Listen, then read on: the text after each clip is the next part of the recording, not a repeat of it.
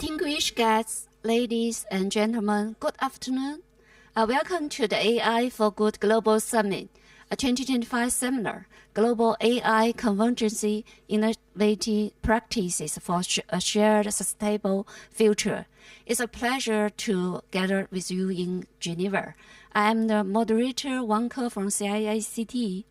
Recently, the global AI sector has been buzzing with activity. At Google I/O 2025, the company unveiled two major multi-modal large models, Gaming 2.5 Pro and Gaming 2.0 Flash, with their DeepThink capability, drawing industry-wide attention.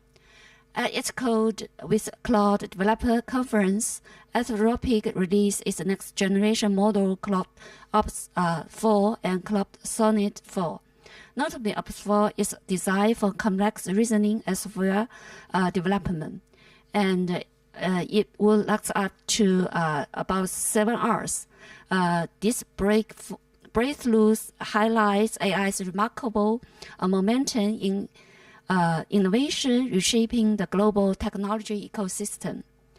This seminar is hosted by the China branch of BRICS Institute of Future Networks, BIFNC, aiming to foster cross-border exchanges and cooperation in AI innovation practices under the framework of UN SDGs.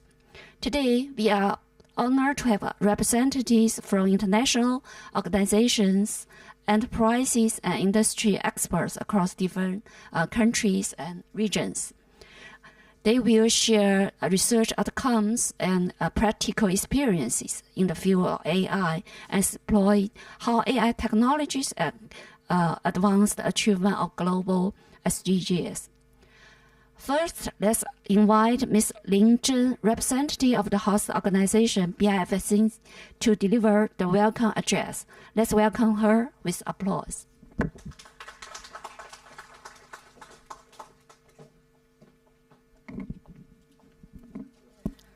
Thank you, Ms. Wang Ke, and good afternoon, distinguished ladies and gentlemen.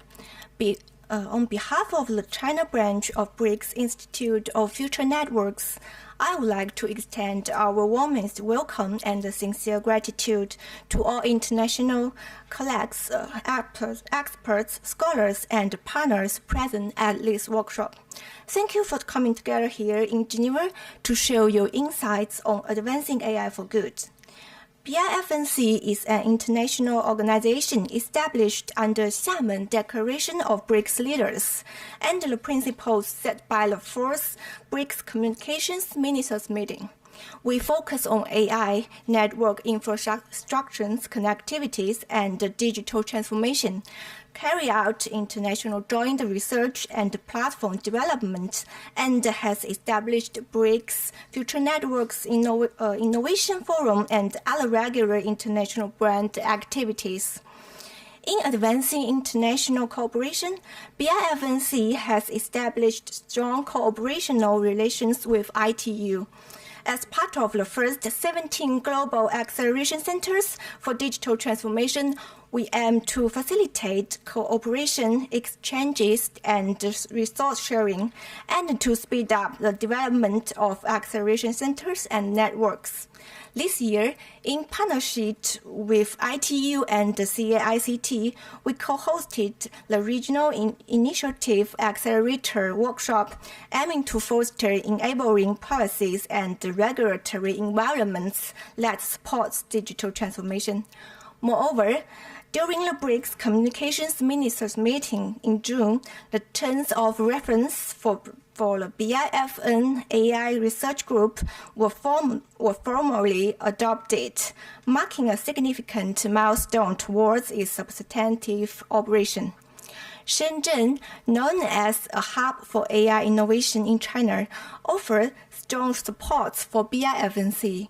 The local government has introduced targeted policies, including subsidies and incentives, such as training, model development, and corpus construction vouchers. With a professional R&D team, BIFNC is developing an open-source large model platform and the EOS operating system ecosystem. In addition, we are making notable progress in applications such as humanoid robotics and smart drones, some of which we will showcase today. Leveraging Shenzhen's robust AI ecosystem, we closely collaborate with leading companies such as IntelliFusion and Allsmart Robotics to accelerate real-world deployment. Ladies and gentlemen, AI holds immense potential, but realizing that potential requires collective wisdom and global cooperation. This is what the workshop is for. We hope to build a high-level international platform for dialogue. In joint research, collaborative job project and talent exchange, BIFNC is then ready to work with all of you toward a future where AI truly serves the global public good. Once again, thank you for your presence, and I wish this workshop great success. Thank you all.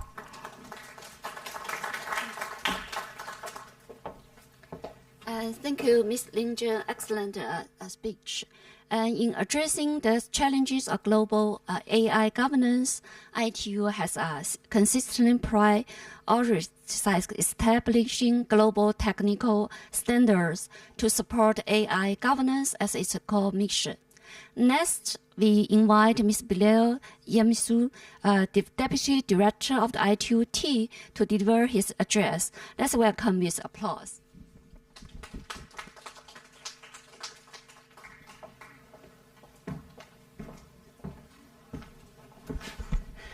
Xie, ni hao, good afternoon, and thank you for the kind invitation. It's a great honor to be invited by the China branch of BRICS Institute of Future Networks to speak at this thematic workshop, AI for a Shared Future Innovation Practice and Win-Win Cooperation for Sustainable Development. I hope you're all enjoying this AI for Good and enjoying this opportunity to network and get together around common purposes. And I would like to extend a warm welcome to all of you. To begin with, I would like to emphasize that the ITU places high importance on the standardization of artificial intelligence. In fact, we launched the AI for Good Global Summit back in 2017 when we started seeing that many of our study groups have more and more work on using AI and machine learning in telecommunications, ICT, and globally in the digital sector.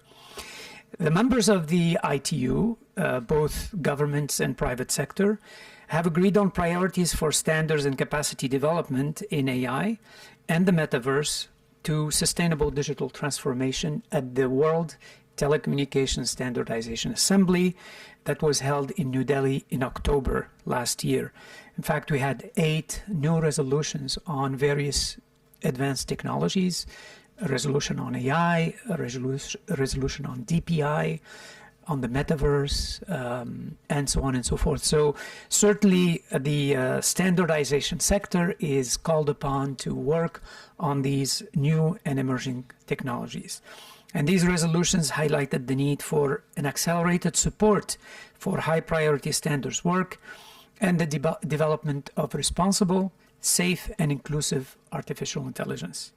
This marks a significant step forward in strengthening ITU standardization activities and supporting global digital transformation. To date, we have about 150 standards published by the ITU that have AI or machine learning use. We also have another 150 that are under development in the 10 study groups of ITUT. Just to give you a concrete example on the magnitude and the horizontal aspect of AI across the digital sector. The outcomes of WTSA 24 remind us of the humanity has one Earth, one human family, and one shared digital future, as said by our ITU's Secretary General, Doreen Bogdan-Martin, and that together with the global standards community, ITU is committed to ensuring that our digital future is technically strong with innovation, inclusion, and sustainability at the core. And if you remember from our 2 strategic priorities in the ITU, it's about universal connectivity and sustainable digital transformation. And of course, AI plays a key role in both. AI presents both opportunities and challenges on the track of innovation acceleration. We gather here not only to witness the leap of AI, but also to endow it with the mission of doing good. At ITU, we believe that AI is a transformative force. ITU at our core mission is to develop global technical standards that underpin the governance of AI. Standards are the foundation of policy implementation. To give you a concrete example on the interplay of standards and policy. Last year at AI for Good Summit in May, we had the governance dialogue, and all of the ministers from South and North, executives of companies, researchers at the governance dialogue, they all said that the most pressing problem today, at the time, a year ago, was deepfakes and misinformation, disinformation by the use of generative AI for images, videos, text. And so the end user cannot trust what they're seeing anymore. And so they called upon ITU, ISO, and IEC to do something. And so what we did last year is we formed a collaboration on multimedia authenticity. And we worked over the past year to develop a comprehensive dashboard of all existing standards and technical tools to combat deepfakes. And a paper will be published this Friday as part of the International AI Standards Exchange, as well as a policy guidance that will be published this Friday on what policymakers can do to govern deepfakes and manage deepfakes in their countries, taking advantage of the existing tools and standards. So this is an example of the interplay between standards and policy. Of course, standards are voluntary and they're consensus-based, but they give us the tools to be able to govern new technologies and regulate new technologies. So without reliable standards, governance goals are difficult to realize. Effective governance requires the synergy of standards and regulation, as well as capacity building. Capacity building for the technical, but also capacity building for the regulator and the governor of technology. Through mechanisms such as focus groups, ITUT transform standards into practical solutions. You have probably heard of many of the work we have done with WHO on AI for health, with the Food and Agriculture Organization on AI for agriculture, with the WMO, the World Meteorological Organization, on AI for natural disaster management detection and also for early warning. So these are examples, concrete examples of work that we've done over the past 7 years, with many publications on our website on how AI could be used for good. Moreover, the development of global governance of AI must include the voices and contribution of developing countries. And WTSA Resolution 44 stresses the need to strengthen support for developing countries. The perspective, challenges, and innovative potential are vital to be inclusive in the digital future. This workshop sees active participation from many developing countries. ITU members such as BIFNC are not only contributors to technology, but also key partners in shaping the global AI governance. Their localized solutions and inclusive approaches, Global South Wisdom, provide valuable input into international standards and policy making. And TSB continues to empower developing countries through our Bridging the Standardization Gap program that not only enables developing country experts to participate in the standards development process, but also in the implementation of our standards. This workshop brings together stakeholders from across the ecosystem to build consensus through sustained dialogue, continued investment in standards and capacity building, along with practical policy discussions, which are essential to ensure AI serves humanity. And this is a journey that ITU knows how to do very well. This year we celebrate 160 years. ITU has a very unique composition. It's the only UN organization that has the private sector as a member. So we have about 1,000 private sector entities who contribute to the standards, who contribute to the policy governance dialogues. And it's unique as a standards development organization because it's the only SDO that has 194 member states. So this unique interplay allows us to really address new and emerging technologies in a comprehensive, inclusive way, and by paying attention to developing countries and the inclusion of developing countries, we have a comprehensive solution. Thank you very much for your attention.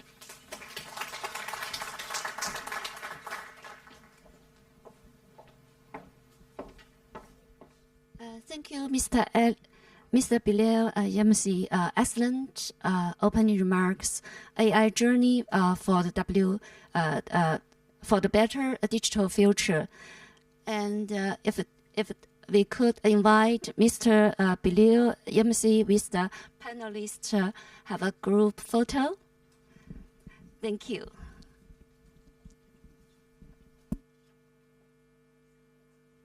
This is a group photo section. Invite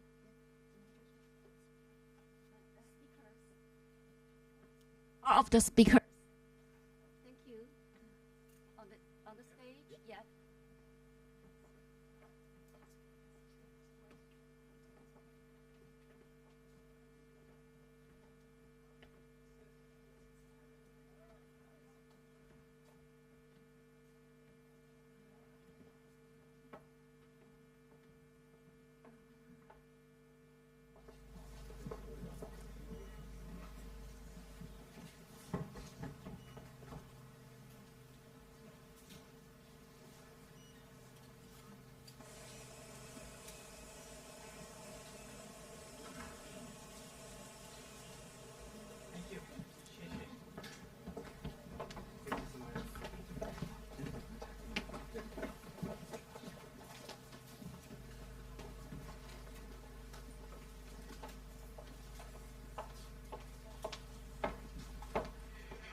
The ITU's progress in building global AI governance standards is inspiring. Through city building initiatives and collaborating platforms, the ITU Acceleration Centers Network is committed to bridge the digital divide and advancing inclusive development of digital technologies. Now let's invite Mr. Mohammed Bar, head of DIS of the ITUD, to deliver his address. Let's welcome him with applause.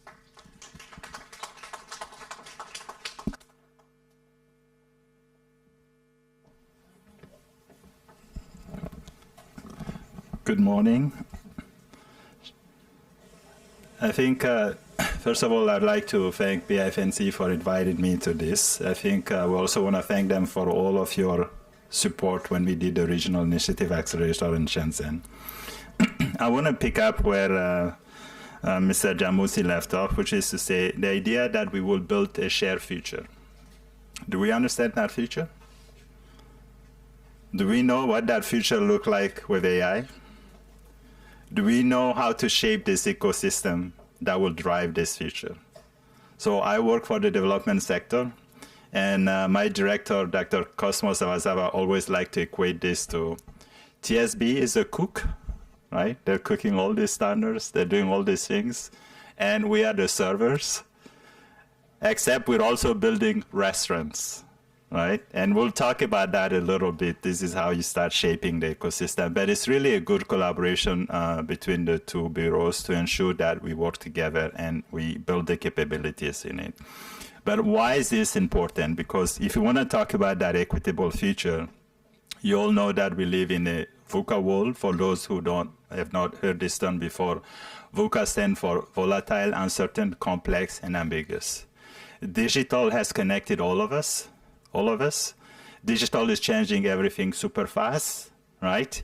And we have many communities who went from the first industrial revolution, from agriculture to industrialization and mechanization, which, by the way, is the first path to being superhuman. Then we had basically the second well, the second industrial revolution with excessive mechanization, and then now the third, where we're in the digital age. But the only challenge is in this digital age, productivity is not necessarily going where it should go, because if everybody believes every future that you see, it means that a lot of these machines may be changing the dynamics of economies. Well, I think there is no fear for this. It's just a matter of understanding, a matter of shaping the ecosystem so they can actually leverage it. It's also a matter of why this is happening. One of the critical reasons is happening is that as all these changes happen, policymakers are really behind. I think a lot of people should have anticipated AI. A lot of people should have gotten their ecosystem ready, their entrepreneurs, right? They should have gotten their academia ready. So there was a lot of enabling environment that needed to be shaped to ensure that these environments are ready to explore it. Earlier today, I was walking the show floor, and I was just exploring some of the fun stuff that AI is coming up with. So you go from a toilet-enabled AI, because they want to analyze what you're doing in the toilet, to basically an educational system where they're trying to use AI to help you with education. I think the diversity of opportunities is there, is apparent, but how do we take this to the next level?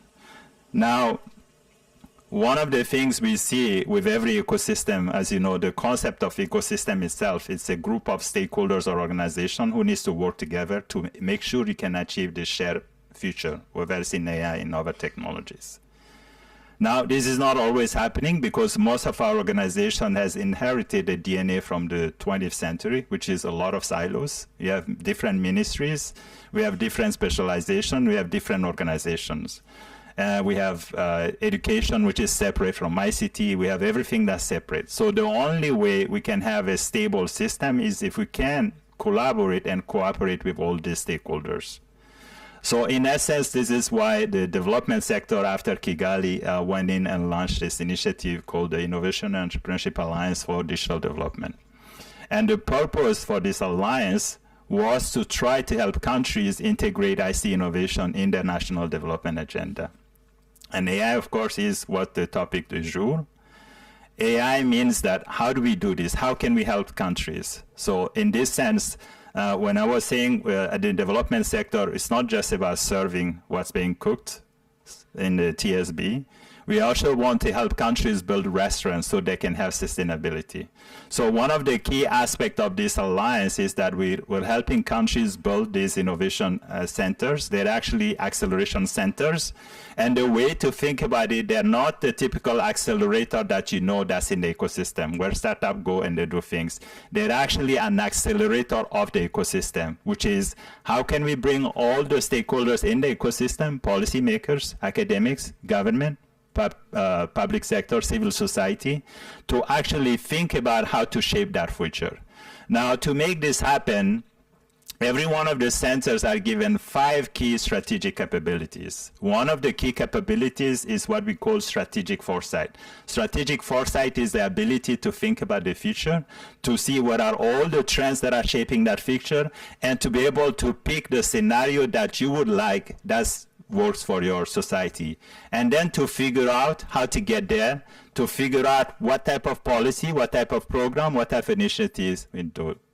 The second capability is how we help build those clusters of innovations. I think there's a lot of discussions about this. How do we make this happen? The third is really how to create bankable projects among the various stakeholders so they don't build projects in silos anymore. And the fourth is to really enable them to build what we call cross-sector, cross-border sandboxes that can then serve as a platform. And I give you a simple example. With AI, we have machine language, right? We have large language models, we have computing, and we have end devices. Today, the watch that I'm wearing can be my personal agent for my health. But how can you have this personal agent for your health be basically working in the developing countries where you don't have a sandbox that connects basically health tech with ICT, with all of this. So this is where really the rubber meets the road. By enabling these capabilities and by having a network of centers that works together, and we're happy that and proud that in China there are 2 centers. One is CICT, of course, which is in Beijing, and the second one is BIFNC, which is at the heart of the Silicon Valley of China. Now, why is this important? Because in a context of trying to, and of course there's a 5th one that I did not mention, which is about open technology. We know that with everything that's going on, we have a lot of open technologies, and many of the countries may not have access to this open technology. So in the case of BFNC, we know that a lot of the technologies, the embedded OS, for example, that they're serving can help reinvent the drone industry in South Africa or Zimbabwe so that agricultural companies can have better input, right? So they don't have to go to a vertically integrated company. We know that in South Africa, it can help with security if they can really leverage and bring all of those collaborations together. And by the way, these are not collaborations that we're talking about. These are actually interest that has been expressed between the various centers in terms of how each of the centers can help each other. So in that sense, we really are looking for a network effect with these centers. We're looking for the collaboration and the openness and the fact that you can have opportunities, resources, and technology meet each other through this architecture. So in essence, this is how we're looking to shape the ecosystem. This is how we're looking to make sure we're building these new restaurants where there can be actually a lot of things happening in the restaurant, and we can help close the digital development gap. So again, I want to thank you for inviting me, but this is what I wanted to say about what we're doing here today. Thank you.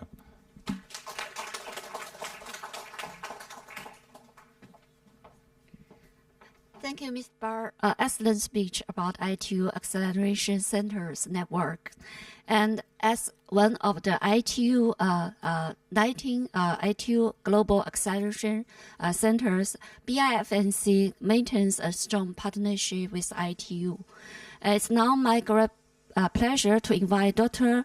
Joachim Billion-Jordan to the stage. He is the vice chair of the steering committee of the AI Impact for Good initiative and senior fellow of the Institute for Global Negotiation. Today, he will share his valuable perspective on how AI is being applied in negotiation. It's interesting. Let's give him a warm welcome.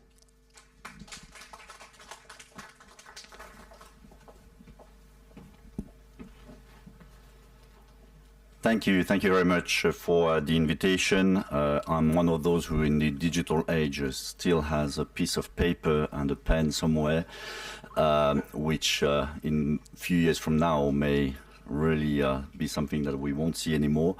I'm extremely pleased to be with you today. I would like to thank the China branch of the BRICS Institute for Future Networks for the kind invitation.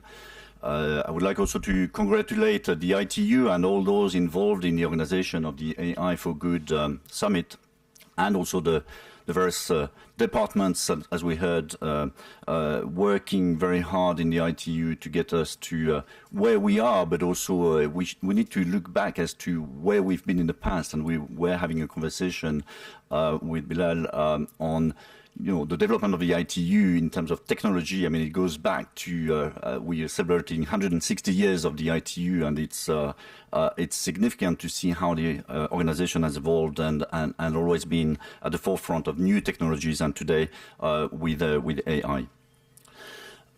As it was mentioned, I had the privilege to be appointed as one of the vice chairs of the steering committee of the AI for Good initiative, which was launched last year for those of you who were at the summit last year. And the idea is really to go into projects that can showcase that artificial intelligence can serve the purpose of delivering on the sustainable development goals, the 2030 agenda, and we are in 25, so 5 years to go to deliver, so still a long way to go. So it's to showcase what AI can do to help us in that direction. I'm very pleased to be in this role, and I met, in fact, just an hour ago the chair, and I would like to also give credit to her role as chair of the AI for Good Impact Initiative, Dr. Ebtissam Al-Mazroui, who's accepted to lead us in that endeavor. You may wonder also why, from a negotiation perspective, I'm coming to you, and I want to share this moment with you with some remarks.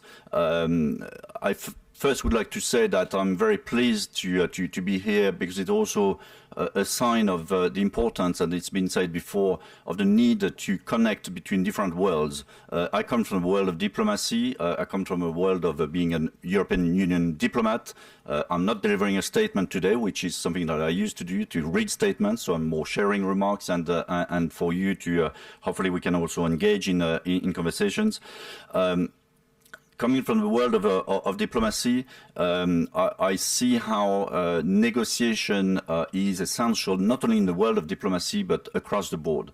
And when it comes to the very focus of this event this afternoon, I was intrigued by two words in the title: convergence and win-win. And for me, as a negotiator, as someone who works for the Institute for Global Negotiation and supports negotiation processes, is really something that speaks to the mindset of a negotiator, how to engage with actors, players, sometimes, and most of the times, in fact, having competing interests. We live in a world where there are competing interests. We live in a world where we have the politics and the geopolitics. We have states engaging, sometimes in collaboration, but sometimes in situations where it is quite a competing environment. And that's where negotiation is a vital entry point, precisely to see where is it that we can get to common ground. It is not a matter of saying, there's no conflict or there are no competing interests. The matter is how to go about that, how to engage with states and other stakeholders. And that's where, ITU, should also be praised in its model of, working with states, but also with business companies. Negotiation is an entry point, I would say, at the global level. We are all aware, I'm sure, in this room of the important document which was finalized at the time of the Summit of the Future, the Global Digital Compact, as an annex to the Pact for the Future. And that's been, a huge negotiation process where states, but also stakeholders, where states negotiated and stakeholders were consulted to get to the finish line of this very important document, which is also setting the tone as to what is it that we need to do at all levels, at the global level, but also obviously at the regional and national levels. It is, a set of directions of work, obviously for states, but also for all stakeholders. So negotiation is vital at the global level. But I would say that, in everything that we are doing, whether it is in the world of business or in the way we operate now with all the issues connected to artificial intelligence, it is, in a sense, a constant negotiation, and sometimes within companies themselves. I've worked also closely in the past with the private sector, and I can testify that within a company, sometimes there are also competing interests between the legal department and between a department for research and development and the like. So there's a lot of negotiation also in the making at all levels, including in business companies. And that's where the toolbox of negotiation can be extremely useful. When it comes to the setting of standards, it was also mentioned by speakers before me, it is also about a negotiation on how we translate the high-level regulation or policy into something that can be operationalized, and there's a lot being done in negotiating standards that can then be implemented by all. I'm engaging with you today, and I'm really pleased to be with you, but I'll be in a few months from now engaging with Thierry Breton, the commissioner who was the architect of the AI, the European Union AI Digital Act. And I think what is very interesting is also to see that there is what is happening at the global level, there is what is happening at the European Union level in various parts of the world. In China, obviously, quite a lot also being done in the field of artificial intelligence. So with this in mind, I won't be necessarily saying much more, but to reiterate how pleased I am to be with you. 3 hours ago, I was with a delegation from China at the Palais des Nations, not far from here, from a university in China, which is also, this importance of working together once again. What is being done here is really a wonderful way of getting us to work together on issues connected to artificial intelligence. Artificial intelligence can also be now increasingly leveraged, and that was mentioned by the moderator, and that's something that we're also working on as a means to improve negotiation processes. I've tried it myself. If you inject data to a software, you will have within minutes a set of different agreements that will come out that us as human beings would have struggled probably to create by ourselves. So I'm not saying it should be the end of it, but that can also be a tool to create then a way for us as human beings to have a basis saying, well, that's an AI-produced agreement. What is it that we want to do with it? Is it good enough? Can we improve it? But that can be the basis to improve negotiation processes, once again, at the global level, but also at other levels. And I'll end with, once again, the reference to the win-win. I think there's often in a world of geopolitics, an impression that we have to go for the win-lose approach to negotiation, which is another way of negotiating, where one has to win and the other one has to be defeated. It is a mindset that is out there, and maybe we could say even more so as we speak. But I think it is very important to keep that spirit of win-win.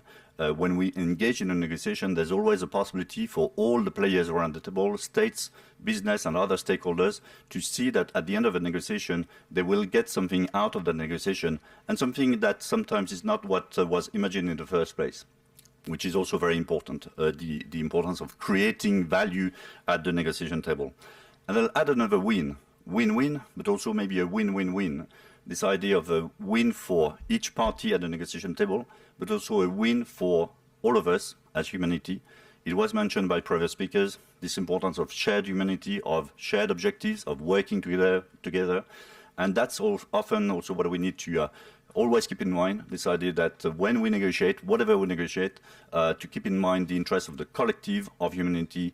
And that's, I think, what we are all striving for here in this room and beyond. Thank you very much.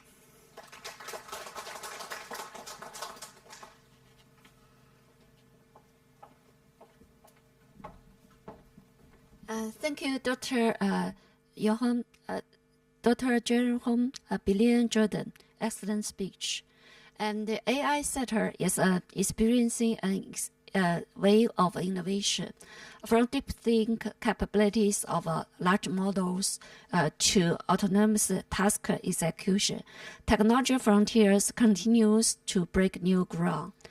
Yet, true value of technology ultimately lies in its application and implementation. Now, we will move into the next highly anticipated product presentation segment.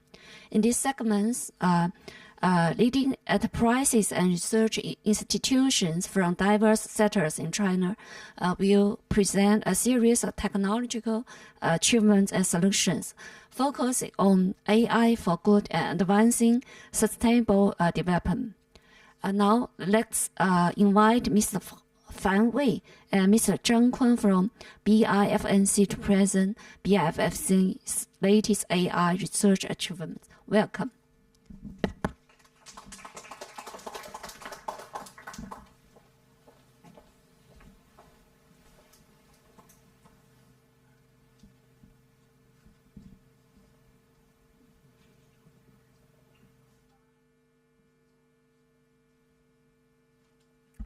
All right. Hello, everyone.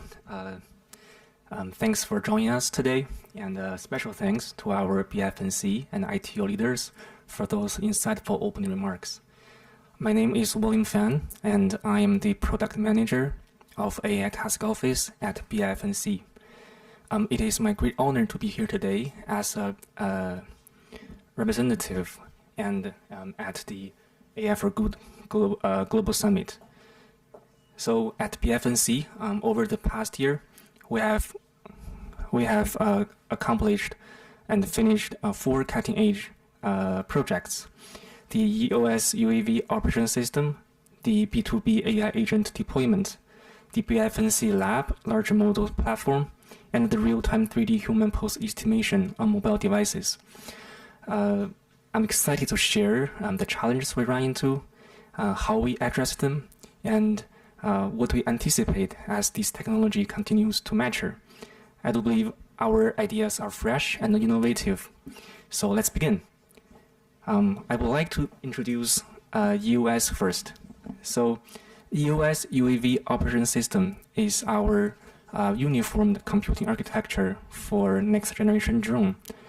So UAV, which is unmanned aerial vehicles, is evolving rapidly into airborne robotic platform, demanding unprecedented levels of onboard computing power and software sophistication.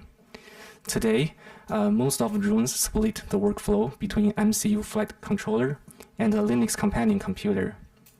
An MCU means a microcontrol unit. So this design introduced 3 major headaches. First, the extra hardware adds more system complexity and reduces reliability. 2 power supply and 2 motherboards means more physical failure points and positionally more electromagnetic interference, which against our goal to build the drone lighter and more robust. Second, the communication link. It's a bottleneck.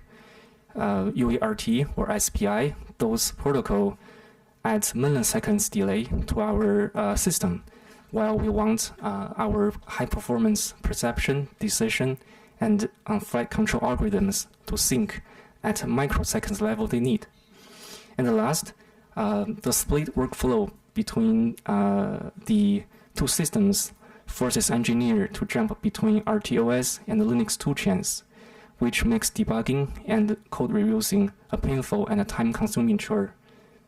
So this diagram illustrates our concept clear. We can see on the traditional drones, there's a split between the MCU flight controller and the Linux. While the EOS wants to break off that, we merge flight control, perception, and computation onto a single high-performance SoC. So how does EOS achieve this? We integrate a real-time microkernel right onto a native Linux kernel.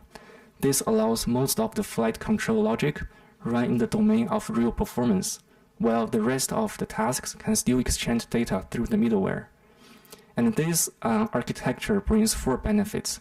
First, it reduced the hardware quantities, which reduced the potentially physical failure point. And the second, it improves the computing power because we're using the shared memory. We reduced the data latency from milliseconds to microseconds. And the third, due to our end-to-end integration, this makes it effortless to hook up high bandwidth sensors to create a seamless chain from perception to decision. And the last, since we are using a single Linux toolchain and a rich of ecosystem, this can accelerate our iteration of the product. So from our initial validation, so based on our initial validation, which was performed on PX4 flat stack, we observed the average system jitter, which is 2 microseconds, and the worst case jitter is under 30 microseconds. On small drone platforms, our design results a significant cost reduction of 40%. Looking ahead, we are building Rust Pilot, a next-generation flight stack written in Rust and built natively on Linux to ensure maximum safety, performance, and concurrency. And here are the prototype drones we used to validate our EOS. So beyond the core flight stack, EOS extensibility unlocks applications like agriculture spraying, embodied AI, autonomous exploration, and swarm coordination. So to summarize, by running the flight control on Linux, we provide more computing power for AI applications, and we provide a seamless access to Linux-rich ecosystem. So here, I would like to present a video. This drone is powered by EOS and is working with the robotic arm to pick up a package, and it can deliver the package to the target location. Here we go. And the drone can back to its original spot. So I think this video can illustrate how EOS can empower the drone with AI capabilities. Next, let me turn into our B2B offerings. So since we have collaborated with a range of enterprises under confidentiality, so I picked one partner, which is Jicheng Technology, and I will present what AI service we give to them. We will hear Jicheng's own presentation later in this agenda, so I will keep the introduction concise. Jicheng Technology is a pioneer in intelligent manufacturing. It's the pioneer in intelligent manufacturing and talent development, with over 18 years of experience in vocational training, and as a reputation of China's first online manufacturing education provider. Their integrated online practical employment model serves over 6 million registered learners and 100,000 enterprises. Together, we set them out to reduce the cost, improve efficiency, enhance teaching quality, and expand their market reach by providing the features like digital avatars, content generation, competency assessment, customized learning path, localized language support, and so on. So to achieve these goals, we designed a year-long AI education agent project and divided it into 4 quarters. The first quarter, we will launch the binary AI question and answering agent platform. It will have the features like content recognition, knowledge-based sharing, and AI-powered question and answering capabilities. We will also provide other tools like automated video-to-context conversion and AI-driven customer service. In the second quarter, we will deploy AI course content generator. It can auto-generate course plans, slides, video modules, or even the digital instructors. In Q3, we will implement AI adaptive learning system. This system can analyze job postings to generate competency models and assessment questionnaires. Combine that with Jicheng's resource library, it can generate personalized, customized learning path and provide recommended study material via the AI teaching assistant. In the last quarter, we will translate all the existing Jicheng's course material and automatically add subtitles, enabling a seamless cross-language delivery. So given our limited time, I would like to mention more about the upcoming release of the binary platform.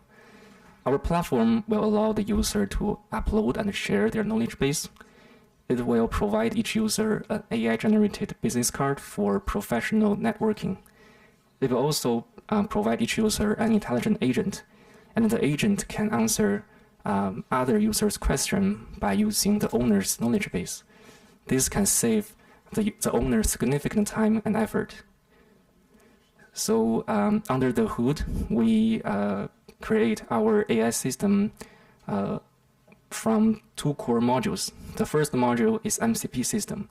So we can think about MCP as a universal USB interface for large language models. And MCP means Model Context Protocol. So it can access our vectorized knowledge base, and it can connect to external tools or resources. So in our architecture, it can read or write our conversation history, track the user behavior for personalized recommendation, and it can trigger the custom internal function calls and external tools like weather forecasting or knowledge searching. The second core module is the agent system, which is operated within the large model itself. So for our agent system, we provide two assistants, which one is personal assistant, the other is proxy assistant. They both have the access to reach our dialogue history and the knowledge base stored by MCP. Combining that with the current conversation, it can form a real-time memory and can provide an intelligent response back to the user. So the personal assistant has the unlimited permission to reach all the private data on the platform, while the proxy assistant has the limited permission. And this design ensures user data secure and keeping the system extendable and flexible. So to summarize, through the partnership with Jicheng Technology, we do believe these features can drive the cost reduction and improve the instructional quality. And next, I would like to introduce our BIFNC lab, our regional hub for AI testing, deployment, and global collaboration. So BIFNC lab is a public AI large model service platform. It is dedicated supporting the Great Bay Area, which including most of the major developed cities in southern China. It is also expanding the service to partner countries worldwide. So guided by our principle, open source and openness, trial and selection, global service exportation, we aim to create a world-class resource repository and an all-in-one development hub, and fostering a deep international collaboration in the field of AI models. So although AI has been evolved rapidly, there are still three key challenges in a large language model deployment. So the first is high computational cost, which can restrict the accessibility and scalability. Additionally, technical barriers such as integration complexities often hinder the adoption by organizations. And moreover, when we handling the sensitive data, it brings security and privacy risks.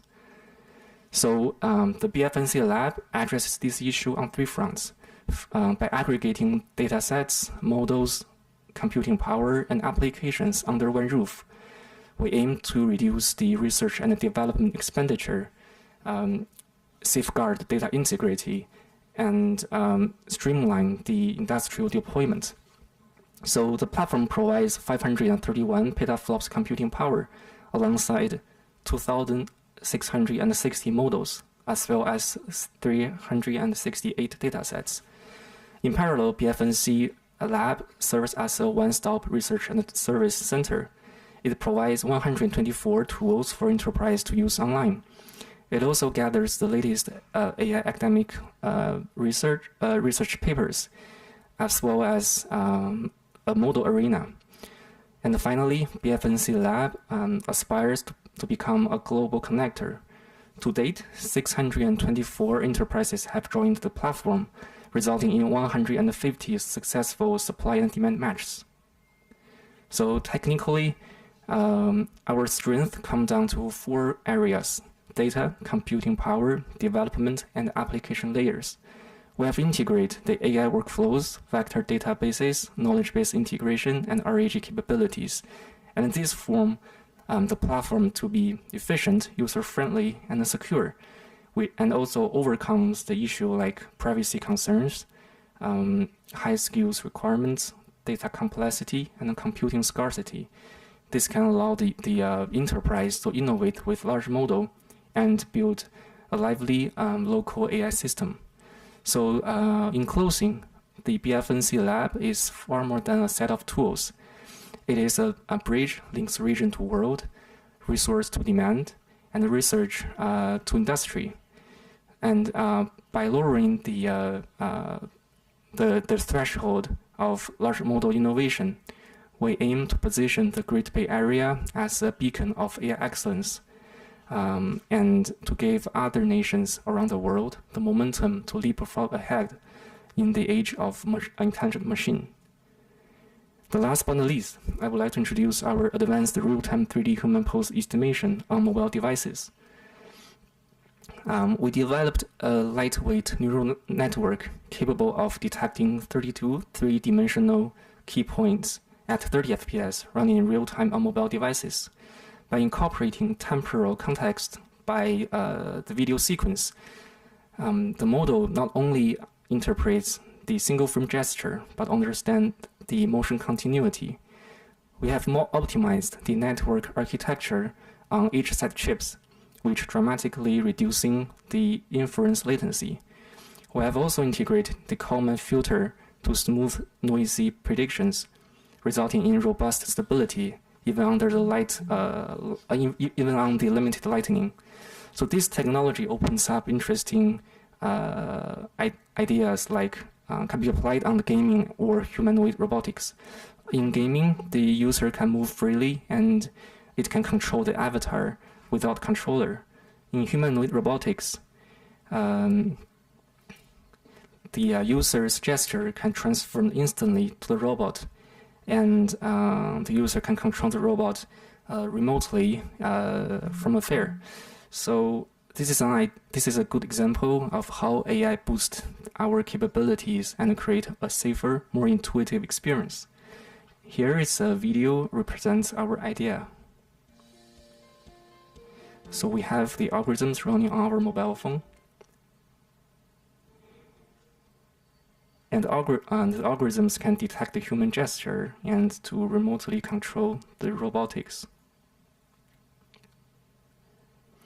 All right, to wrap up, the US UAV operation system, the AI agent platform boundary, the BIFNC lab, and the human pose estimation. This shows how we are driving AI as a more efficient and more focused on people. At BIFNC, we bring software, hardware, smart design together to create a more fashioned AI ecosystem. And thank you for your attention. And since I have introduced all the projects in a technical way, I will pass my microphone to Mr. Zhang Kun. He will dive deeper to the application of human pose estimation. Please welcome my colleague, Mr. Zhang Kun.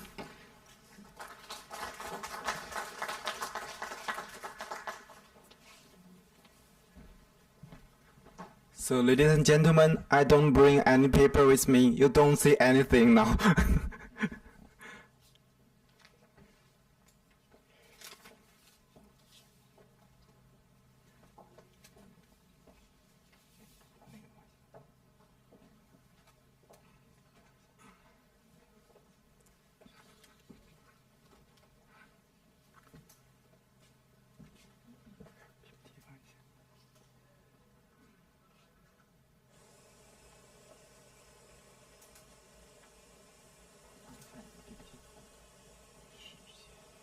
PPT.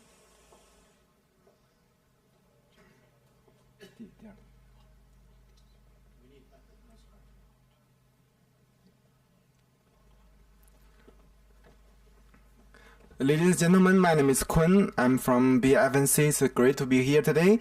Today I'm going to talk about a very cool topic, the non-variable motion capture powered by AI. A technology that let us capture human motion without wearing anything.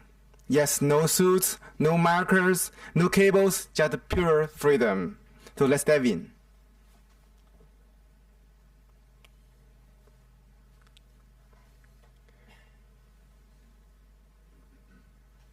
So first of all, what's motion capture?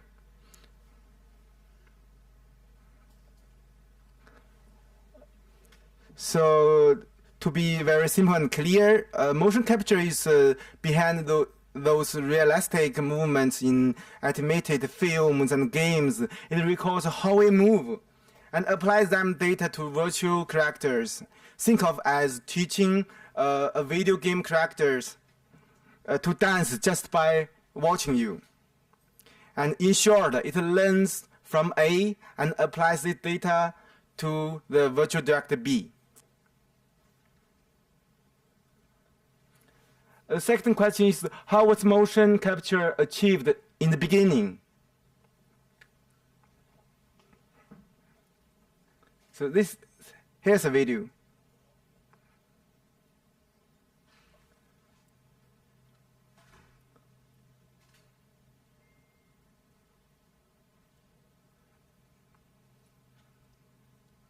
Okay.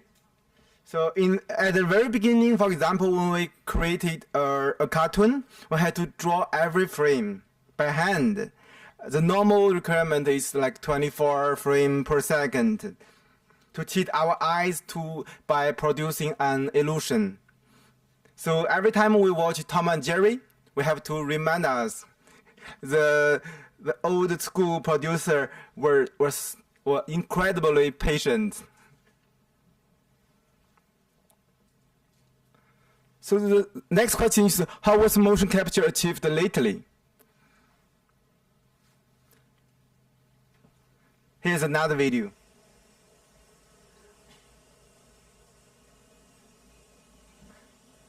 You see how was the avatar was produced.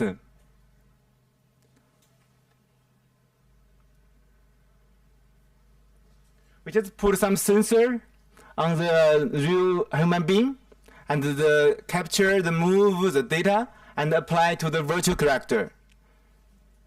You can see clearly. We use some sensor here. Here. Yeah. Not only for films, we also apply those variable motion capture technology in the gaming. Here's another video.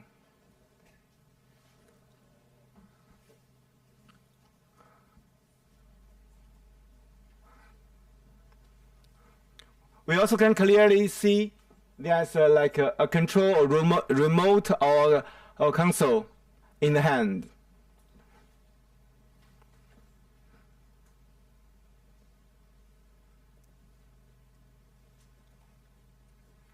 So to summarize, there are several limitations with regard to the traditional motion capture technology. First of all, it requires wearing sensors or markers. Secondly, there is a limited number of the joints, or we call degrees of freedom. And thirdly, of course, it's expensive. Do you expect an evolutionary way of interaction? Or do we have some kind of method to improve this method? That's what we are doing now. Now it's showtime. I need the help of my colleague Ji Chao. He is the expert who developed this technology. Just 1 second, please.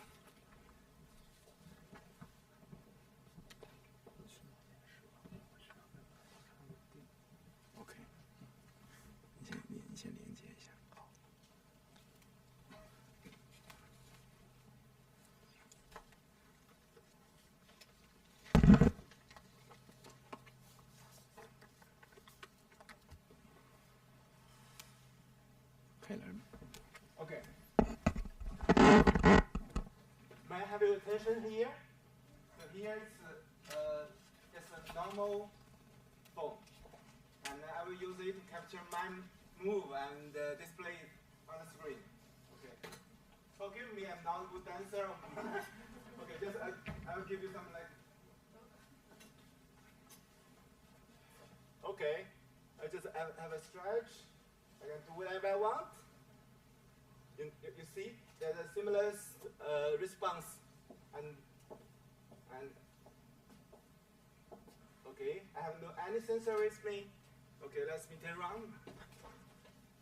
Okay, so if it's fun, I would like to invite maybe one speaker to play. Madam Ba, would it be possible to invite you? You? Any volunteers? Okay, please. That's about improvisation. It was not part of my job today, but Good negotiations. Be careful on the stage. Okay. right. Any move you someone, want. as you saw, I mean, I speak with my arms like that. I do a lot of movement when I speak, and that seems to be very much reflected on the screen. Now, I usually don't dance Okay. when I speak, but I can see that it seems to reflect very well. And I will finish about the win-win-win that was mentioning to see whether we can have a collective of humanity all together, and it seems to work. We have like another, maybe our volunteers to try. Any volunteer? Okay. Okay, I would like to invite a lady. Please. Please. Yeah. Everyone.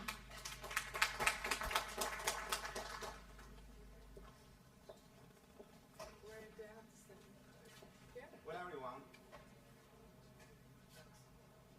Good, good. It's like in the hair. Yeah. So it's like it works. That's true. Good. I think it's okay. Yeah, please, I'm Synchronize watching with here you. and it's very good, yeah. Okay, good. Thank you. Thank Thank you very much.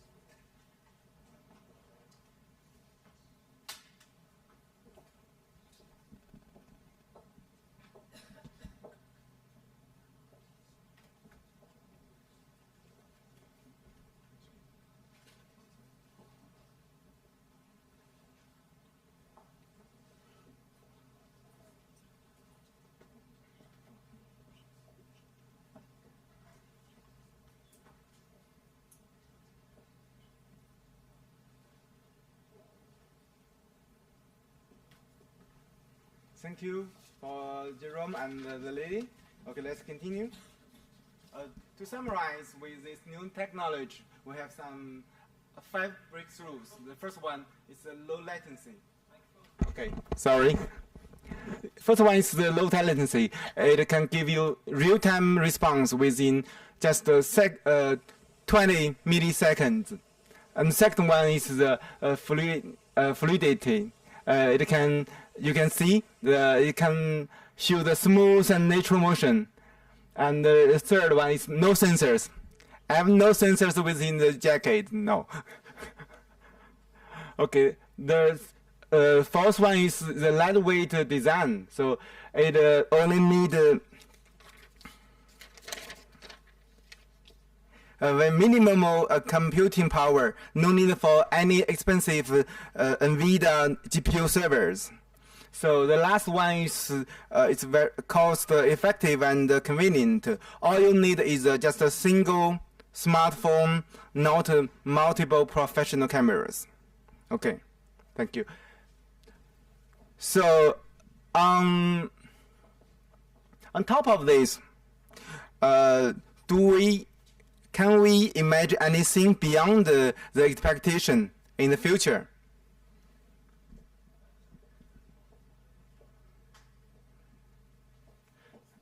This is what we are doing. So next year, that's a dream or ambitions. We want to develop a dreamlike collaboration which can break the boundaries between reality and virtuality. That means we have the real human beings,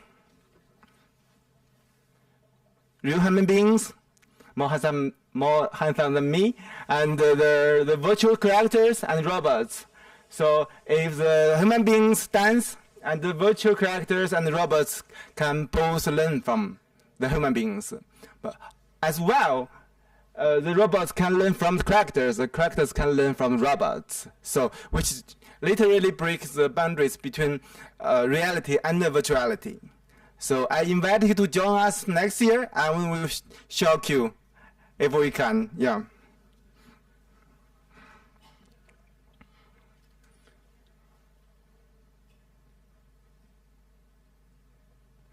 So with the new technology, what we can do for that? So like that sentence, if you dream, dream big. So we have 4 big dreams. The first of all is the upgraded motion sensing games. Here's a video. He just use a normal phone. You can play the boxing games without any sensors.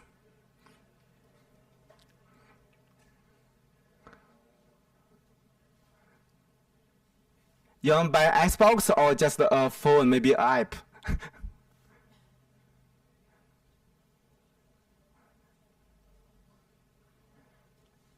It's so cool.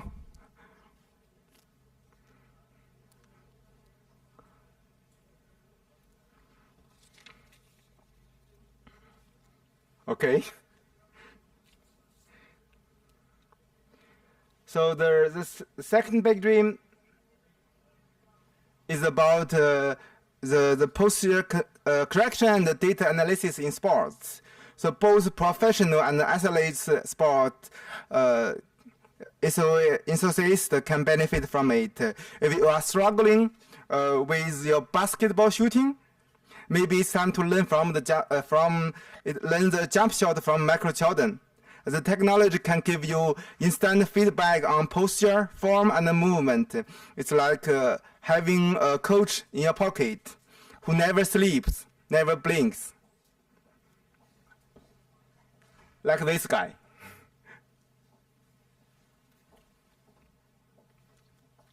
Like this guy. So by the way, when you try to copy Michael Jordan's iconic jump shot style at home, you don't need to copy his left hand. And also, if you learn how to run fast from Usain Bolt, and even he's the quickest human ever in the history, but his look back pose doesn't deserve your imitation.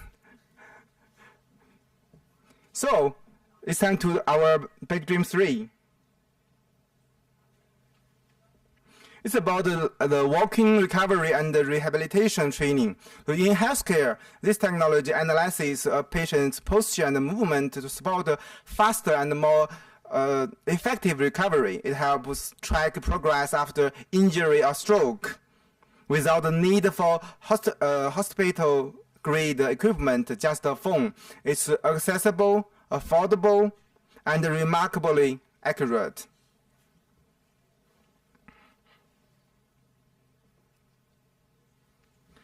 The last big dream is about the exhibition and the immersive experiences in museums, theme parks, and educational spaces. This technology turns passive visit into immersive adventures.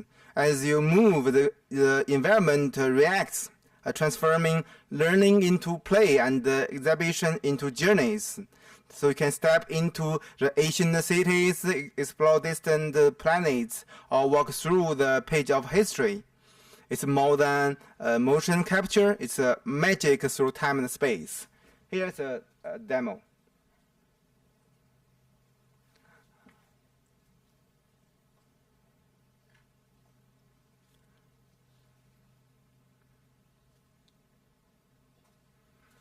Okay, let's stop here. Thanks for your attention again.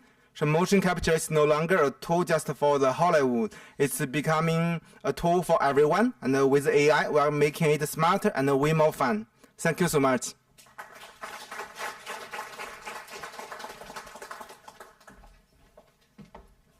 Thank you, BIFNC AI team.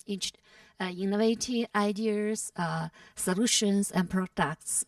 And also, you give me some interesting show and big dream. Yes, I think that is very interesting. And next, I noticed that pet robots equipped with smart brains also in this AI summit. And they are becoming cherished emotional companies for many So thanks to their appearance and tangent interaction. Next, we would invite Mr. Duan Dongshen from Hangzhou Jimo Technology to introduce the company's latest AI pet robots. Let's welcome Mr. Duan Dongshen with applause.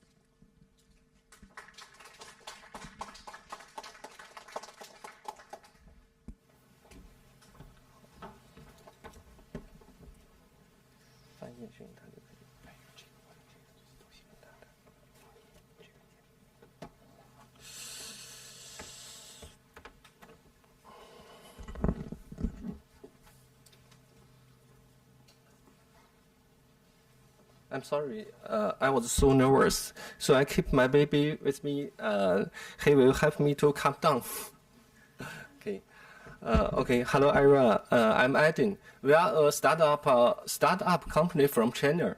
The theme I'm sharing is that magic, how AI pets light up our hearts.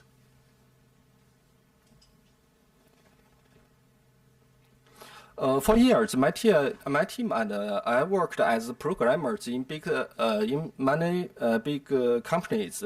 As we grew older and heard the touching stories around us, we began to rethink the purpose of technology.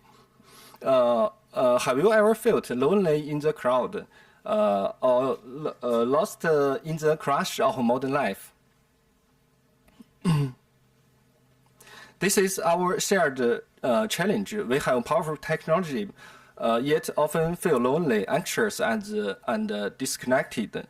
At our core, we all crave companionship, understanding, and warmth. But these needs often go unmet. So how can AI help us reconnect? Let's step into the world of AI pets.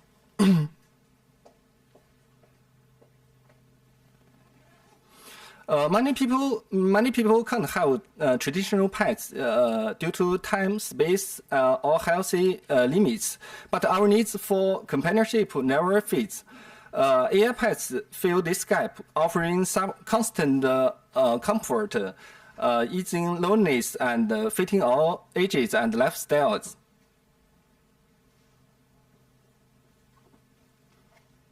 The story began in 1990s with Sony's Apple, a simple robotic dog.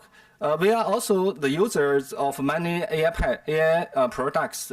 Today, AI pets have evolved into emotional companions, using advanced sensors and AI to support mental health, reduce stress.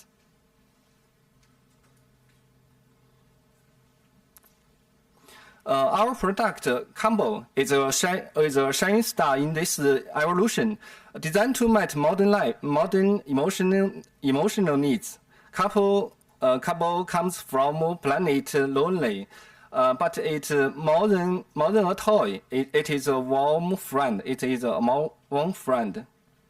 Built with care, it fights loneliness and bring comfort and understanding.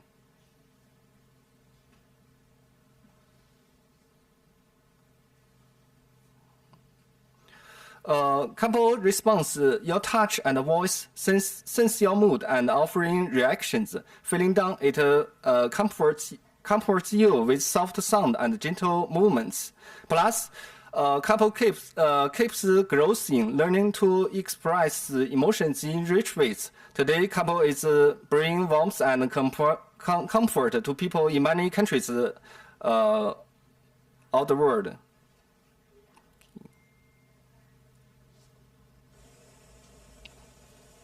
With AI advancing, Couple and other AI pets will react more deeply, boosting moods, sleep, and even aiding health care. We believe AI pets will let new kinds of companionship, helping more people feel connected and cared for.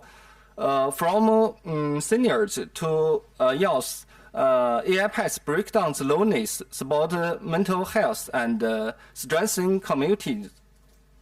This is AI for good. Technology serving humanity. As Chinese innovators, we aim for couple to not only warm local hearts, but also spread this comfort globally. Thank you. Okay. Thank you.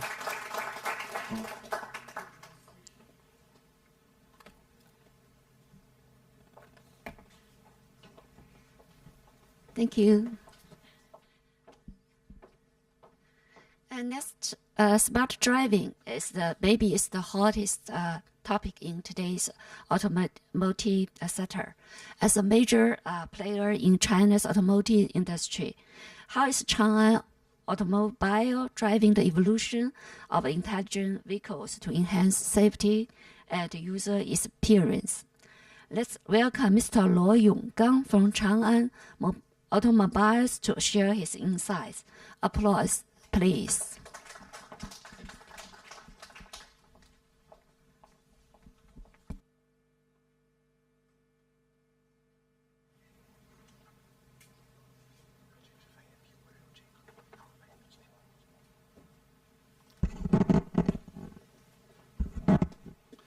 Good afternoon, everyone.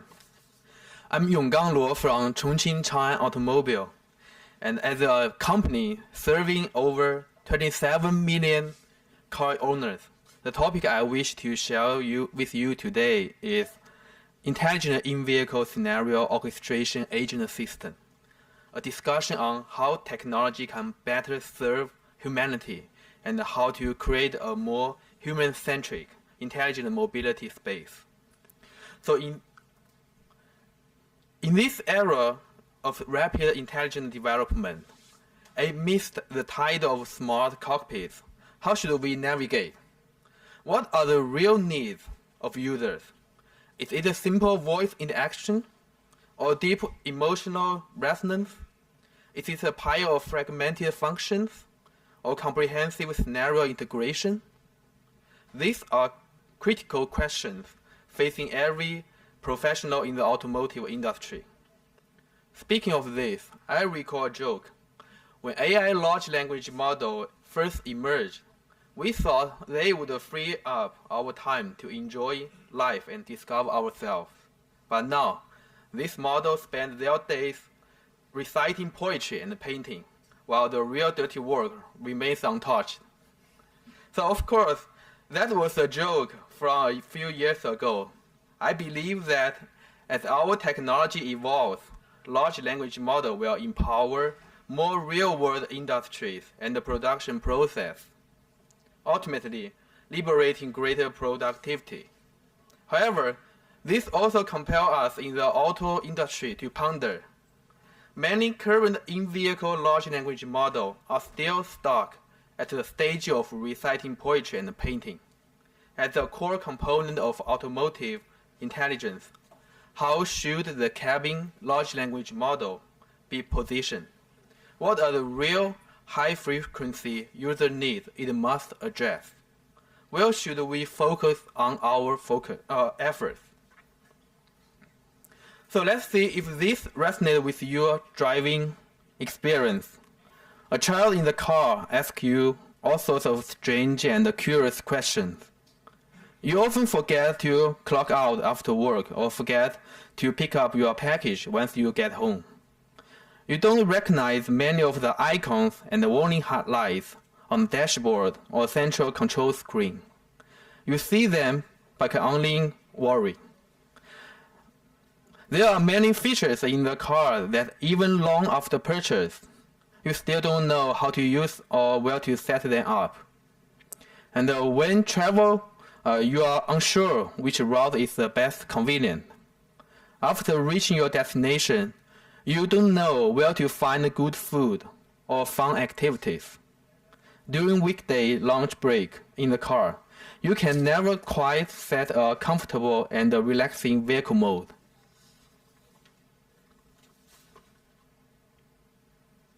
The Chang'an large language model as the core engine of Chang'an's smart cockpit leverages cutting-edge AI technology to achieve precise identification and efficient response to user needs. It provides a comprehensive cabin-wide scenario solution, creating an efficient, intelligent, and personalized smart cockpit ecosystem, allowing every user to enjoy unprecedented driving pleasure and convenience.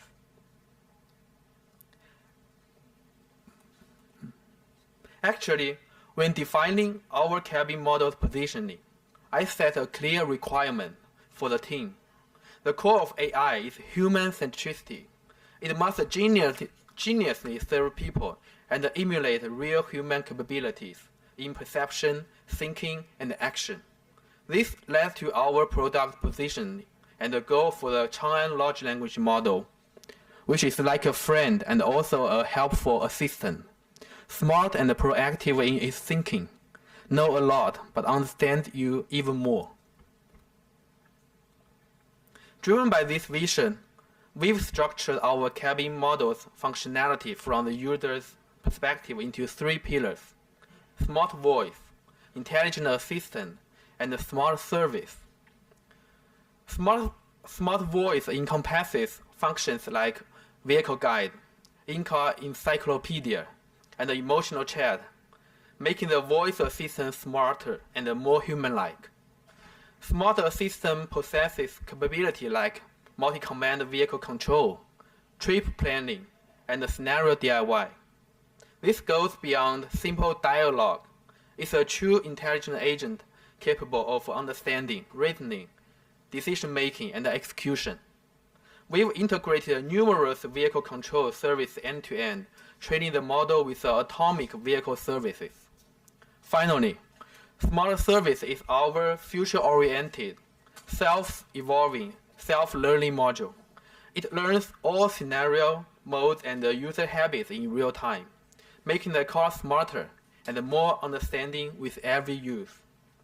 It might anticipate your unfinished sentence, a gesture, or even a glance, delivering your frequently used service, becoming like your old friend or buddy you've known for decades. Next, I will introduce this feature based on real-world driving scenario. First, smart voice. We call it knowledgeable about everything from astronomy to geography, and always here to keep you company. Like in daily life, we have countless questions. Now you can ask anything. What was the important news story yesterday? What does the HUD warning light with a sword icon mean?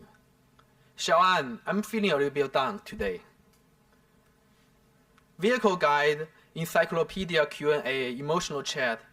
It truly answers anything, resolving your company's uncertainty, making driving easier and life less anxious. For example, ask, Xiaoan, where is the red crag novel set? It won't just tell you the answer, it will vividly introduce the Chongqing, the glorious city. And you can also ask, Xiaoan, how many stars are there in the sky? That's a child's curious question. This playful yet educational question, if I had to answer, I'd need to carefully phrase my response, because I really don't know the answer. So where does this capability come from? Powered by a tens of million parameter large language model, it's a truly unshakable smart voice assistant. But that's not its biggest strength.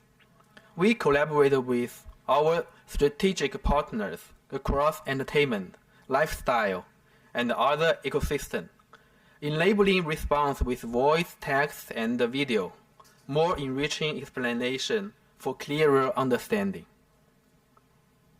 For instance, ask, Xiaoan, could you please introduce the origin of the Oriental Pier Tower? The model not only provides a satisfying answer, but also delivers high-quality videos and images, letting you receive information multimodally. And you can also ask, plan a 3-day trip to Shanghai. Here we leverage contextual understanding and have invested heavily in planning capabilities. Arrive and hungry? The model can search for the latest, most comprehensive, highest quality food rankings and provide optimal recommendations based on your location. This showcases the agent's power for comprehension and execution.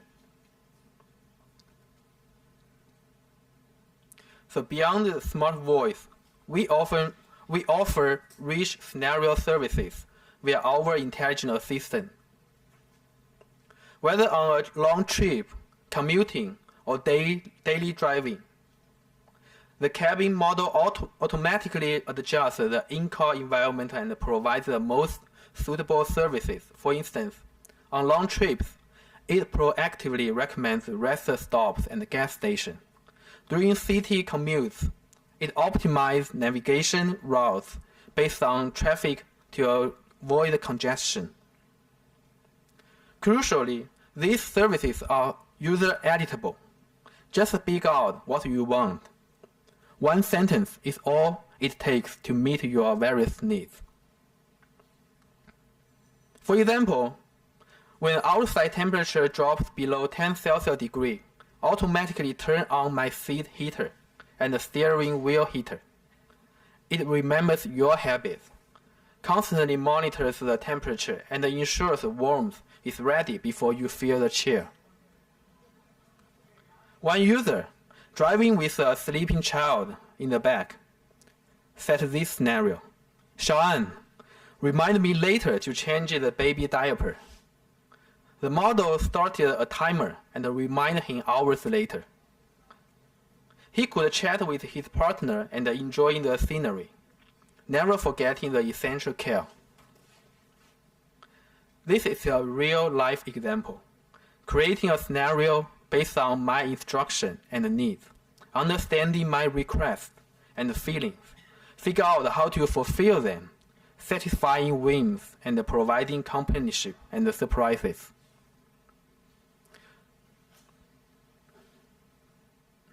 Serving people from a human perspective, this is a truly warm and practical large language model. Notably, for the long-time ownership cycle, our cabin model features self-evolution and self-learning, our smart services. Through user interaction, it continuously learns and optimizes its algorithm to provide more precise and efficient services. This ensures the model adapts to market change and remains cutting edge. We call it thoughtful company-like care. The more you use it, the better it understands you. The more you drive it, the better it drives. Our AI self-learns and self-evolves air condition, music, navigation, all cabin functions and services. It remembers your preference, understands your habits, proactively prepares everything, perceives your moods and meets your new needs anytime, anywhere. So take the most common scenario, commuting, leveraging AI self-learning. Get in the car, no need to touch or speak.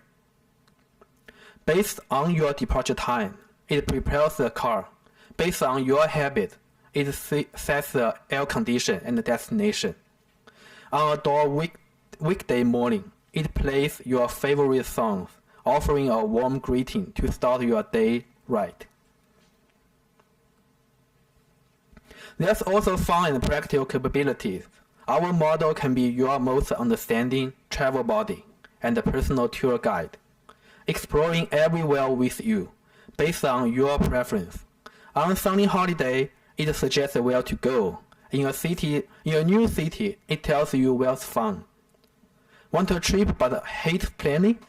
It handles everything, crafting a perfect plan for you. For example, you can say, the Xiaoyan will say, "Hello, master. You have entered Chongqing. Based on your accommodation and itinerary, we recommend dining at Jiefang Bay. Would you like me to navigate you there?" I'll give you another example. You can have a one-stop for food, fun, and entertainment. Xiaoan will be your travel guide at your fingertips. It can recommend great food and attraction based on time and location. It can plan your trip independently, book hotels and tickets. It can actively introduce scenic spots, history, and local culture along the way. So that's what we call body and soul, based on both on the road, leading you to discover more poetry and fields in life. So this is the answer Chang'an large language model provides, adhering to the principle of human centricity and tech for good. As mentioned, the core of AI is to emulate human perception, thinking, and action. This leads us to our work in three key directions: perception, brain, and service. So multimodal perceptions integrates vehicle sensors to collect the user speech, voice prints, and in or out cabin images, enrich model input for more precise decision making and reasoning. Agent is a powerful user intent understanding and reasoning for precise demand comprehension.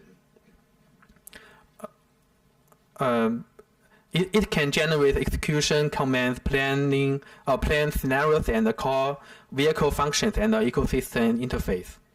Execution ecosystem has thousands of open atomic vehicle services and more than 10 external ecosystem products, covering high-frequency real-life scenarios and enabling more convenient control, precise execution, and thoughtful services.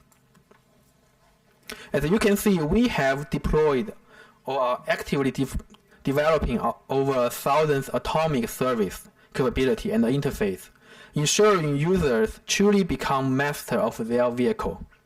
To achieve broader ecosystem connectivity, Chang'an actively partners with leading companies inside and outside the industry to co-build the smart cockpit ecosystem. We collaborate to provide richer, more diverse service and experience. Importantly, we prioritize system stability and security, ensuring the strictest protection for user data and privacy. So this is our smart cockpit solution. We invite you to experience firsthand on our vehicle in China. We are also actively promoting product globalization. Due to language adaptation, the full suite of large language model features isn't yet available overseas, but as we steadfastly execute our global strategy, we will experience the Chang'an large language model internationally in the near future. Finally, I would like to thank AI for Good, ITU, and BIFNC for the invitation. Let us join hands and create a brilliant future together. Thank you.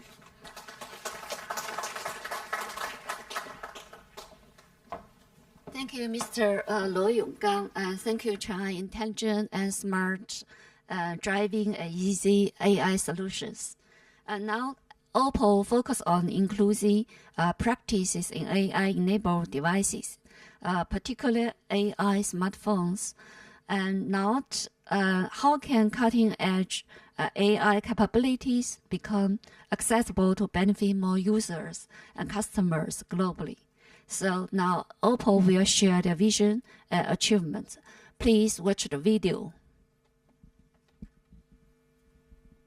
Please, the video, please.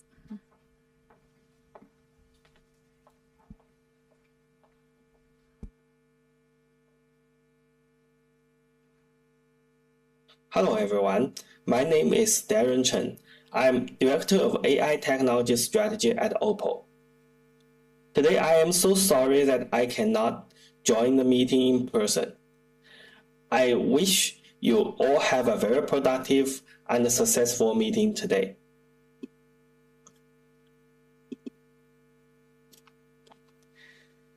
Today I'm going to share with you some Oppo AI phone practice, and we believe that it's time to democratizing AI.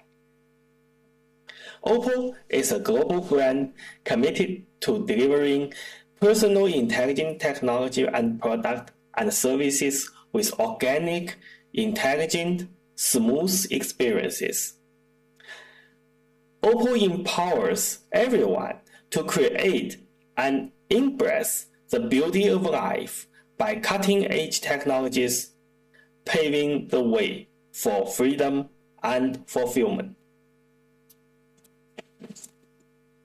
Oppo always setting up a very high standard in sustainability management and compliance management system as well. Oppo upholds the vision of striving to be a sustainable company that contributes to a better world. At Oppo, our sustainability strategy is to align with Oppo's mission of technology for mankind and kindness for the world. Oppo is committed to integrating social responsibility into business practice to contribute to the sustainable development. In January 2024, Oppo in smartphone manufacturing industry announced that we are entering the next-gen AI phone era. That is because the generative AI technologies opens up endless possibilities in user experiences. In February 2024, Oppo partnership with IDC released the industry's first AI smartphone white paper outlining the future roadmap of Oppo's AI phone. Talking about generative AI, sometimes we are thinking about how to protect the user privacy. At Oppo, we always put data privacy protection in the first place when we're designing a product. Those innovations in privacy protection technologies in Oppo is committed to provide a very secure environment for everybody to protect their privacy. These technologies include Smart Shared, AI Confidential Computing Cloud, also known as PCC, and security chips. Next, I would like to introduce with you some of Oppo's practice in AI phone practices. Oppo's AI strategy is efficient, personalized, intuitive, and secure. I will introduce you with some Oppo's practices that links to these AI strategies. First of all, in May 2025, the monthly active user of Brino, which is the Oppo personal assistant launched in China, exceeds 150 million. This makes it the first voice assistant of a manufacturer to achieve this milestone. The data also means that Oppo does not put generative AI technology to an exclusive experience targeting those flagship smartphones, but also democratizing the generative AI technologies to a full price coverage. Those middle to low-end devices also can benefit from generative AI technologies and make more people using it and benefit to more people. Some typical use cases that Oppo is using the generative AI technologies is, the first one is AI plus education. The idea comes from that when we are surveying those people live in small cities, they do not have enough resources like experienced teachers, like foreign English teachers, and they sometimes do not affordable to those resources. And we are using generative AI technologies to acting as a teacher, for example, Brino English teacher, to help those people to practice English without barriers. We're also using a Bruno learning assistant via like photo search. Sometimes when we are doing homework, we cannot get the answer of something. We just take a picture and ask Bruno. Bruno can lecture you how to do this question. And Bruno can also acting as a exam assistant to help you to review your calculation. These ideas just make education more convenient and accessible without barriers. And we also using generative AI technologies for more people. For example, those people who do not have a very high education, they sometimes have barriers to using the generative AI technologies because AI is not easy to understand. Then the idea of intuitive comes into this. For example, we're using one-click query, which is in the middle. We just long press the power button. Then we can ask anything about the things shown on your screen. If you open up your camera to point it to anything, you can, for example, point to a bottle of water. You can ask how much is this. If you point it to a flower, you can ask what is this. This just help more and more people to cross the barriers, prevent them using the new AI technologies. AI plus health is another idea. A lot of people, they do not have enough time to visit doctors very frequently, and some people, they do not affordable to visit doctor very frequently. But if they have some risks, potential risks in their health, how to identify and get to know as early as possible. OPPO is using AI technologies to help people to screen the Alzheimer's disease in a very early stage.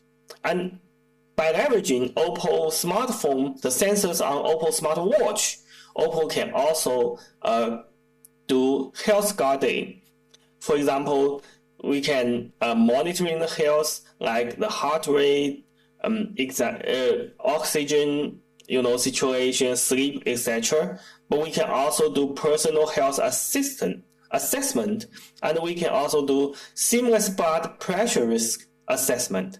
This idea helps people to identify their health risks as early as possible and put one there, and they can go to the doctors to get the more advices.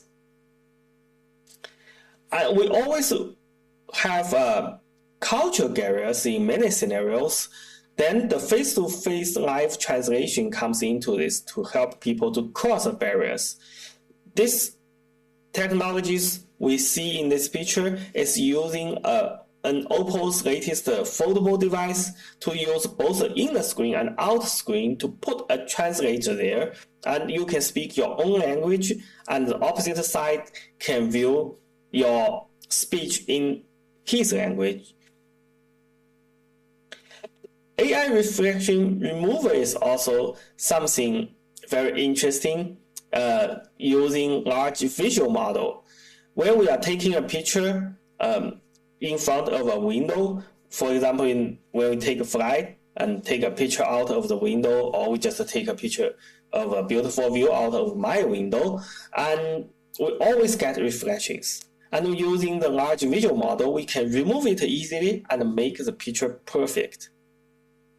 We also have AI toolbox that can help you using generative AI technology to enhance the productivity. For example, to write a very short message, to check for the grammar and the spelling, to help you to rewrite, to polish the message, or even they can help you to reply the message in a very meta way. And AI document and AI notes just help people to dealing with those long articles using generative AI technology to make a summary or make a translation or make a polish, or even they can help you to continue writing to make it even longer. Sometimes I am not a disability, but I do have the situation that I cannot not using my hand.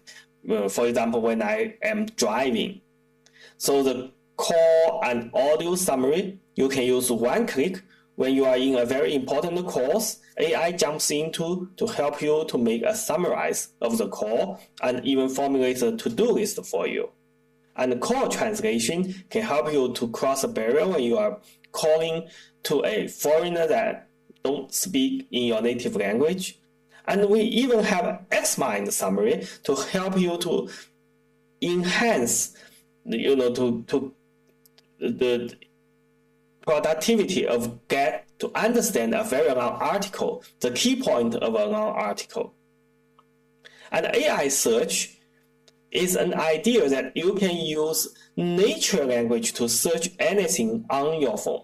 We are placing an on-device small model there and help you to protect your privacy while you can enjoy to use natural language to search on your device. Comparing with previous experience, you need to put keywords there and using labeling technologies to search on your device, and sometimes you may not get easily to get answer, but in this scenario, you can easily get the answer, and even the answer is summarized in a very good manner, help you to read it more smoothly.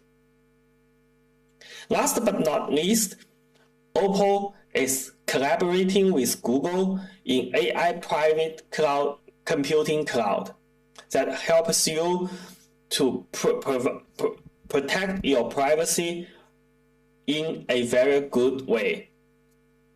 In these technologies, Oppo is committed to have an isolated channel when you need to transmit something from your device to the cloud, and no one else can open up and to see the content of you transmit to the cloud. Thank you very much. Thank you. And next is AI for energy. And how can AI empower power and heat production to enhance efficiency and safety? Beijing Huahui Energy Company will share their practical cases. Please watch the video.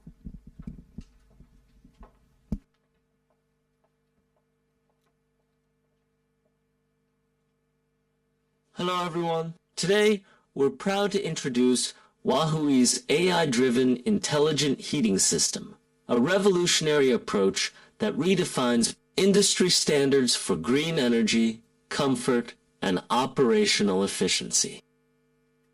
As a leading energy solutions provider, Huahui Energy has been committed to bringing warmth to millions of households while ensuring sustainable operations. Our heating coverage spans 15 million square meters, managing 63 boiler rooms and serving over 150 residential communities. Our strength lies in certified quality assurance, cutting-edge R&D, and sustainable low-carbon operations, all supported by a dynamic management framework. At present, traditional heating systems face three critical pain points. First, excessive gas consumption due to inefficient manual regulation leads to significant energy waste. Second, unstable temperature control is a result of over-reliance on empirical adjustments, causing poor room temperature stability. Third, conventional methods are unable to meet China's dual carbon targets. These are precisely what our AI solution addresses. Our solution is built on the core philosophy of using AI to empower people's livelihood. We focus on three key objectives: energy conservation, stable control, and comfortable experience. By integrating AI into heating systems, we aim to optimize energy use, ensure stable temperature control, and ultimately provide a comfortable environment for users. Our technical architecture is designed as a three-layer system. The perception layer consists of sensors that collect real-time data. The AI layer processes this data using advanced algorithm models. Finally, the application layer serves as the control platform, where all the information is integrated and managed. This architecture ensures seamless integration of data collection, processing, and control, enabling intelligent heating solutions.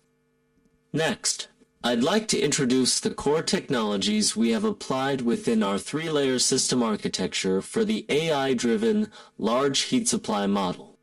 First, we have multimodal data fusion. Our system integrates a wide range of data sources, including weather data, heat network parameters, and real-time user feedback.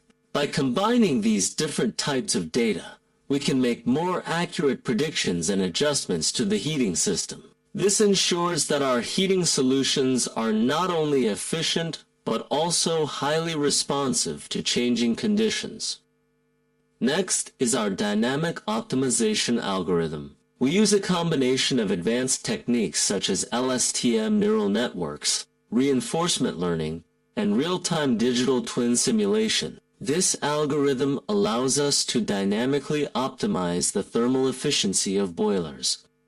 It continuously learns from the data it collects and adjusts the heating parameters in real time to achieve the best possible performance. This means that our systems can adapt to different scenarios and optimize energy usage without human intervention. Another key technology is our adaptive control system. This system dynamically adjusts combustion parameters based on real-time data from the sensors. It ensures that the boiler operates at peak efficiency under varying load conditions. By fine-tuning the combustion process, we can reduce energy waste and improve overall system stability. Finally, we have intelligent diagnostics. Using AI algorithms, our system can predict potential equipment failures before they occur. This proactive approach allows us to schedule maintenance in advance, reducing downtime and improving the reliability of our heating systems. It also helps us identify and address issues quickly, ensuring that our systems run smoothly and efficiently. In summary, our core technologies multimodal data fusion, dynamic optimization algorithms, adaptive control systems, and intelligent diagnostics work together to create a highly efficient, stable, and user-friendly heating solution. These technologies are at the heart of our commitment to advancing green heat supply and setting new standards for comfort and efficiency. We have made significant strides in improving the accuracy of load forecasting, optimizing boiler thermal efficiency through AI, and integrating with smart home systems. These innovations not only enhance the efficiency of heating systems, but also improve the overall user experience. Sustainable development is at the heart of our design. We focus on model lightweighting to retrofit aging equipment, ensuring that even older systems can benefit from our advanced technologies. Additionally, we support small and medium-sized heating companies through knowledge transfer, helping them to adopt and implement intelligent heating solutions. Looking to the future, we plan to integrate our solutions with city-level smart energy management systems. This will enable us to optimize energy use on a larger scale and contribute to the overall energy efficiency of urban areas. We are also exploring new scenarios for AI control of hydrogen boilers, which represent the next frontier in green heating technologies. Thank you for your attention. We believe that a driven intelligent heating is not just a technological advancement, but a step towards a greener and more comfortable future. Together, we can make a difference. And thank you. And next is AI for education. And Jicheng Technology, China's pioneer in manufacturing online education. And they will present a case study on AI large models empowering education and training. Please watch the video.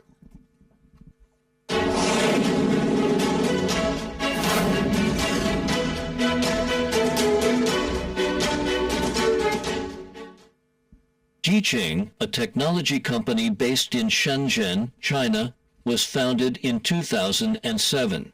Focusing on the field of intelligent manufacturing, its platform offers over 600 professional courses, totaling more than 10,000 hours of content, serving 6 million technical professionals, set up and operate a China's leading intelligent manufacturing talent cultivation center. In the wave of AI, how can we efficiently cultivate engineers and technical professionals? Let's take a look at the AI-driven training process we're exploring. We've established a twin-pillar engineer cultivation system driven by technical and application layers. The application layer drives our 6-step closed-loop training cycle. Step 1, career targeting. We build career roadmaps using MIIT occupational standards, with AI analyzing regional variations in salaries and technical requirements to create precise competency blueprints. Step 2, smart assessment.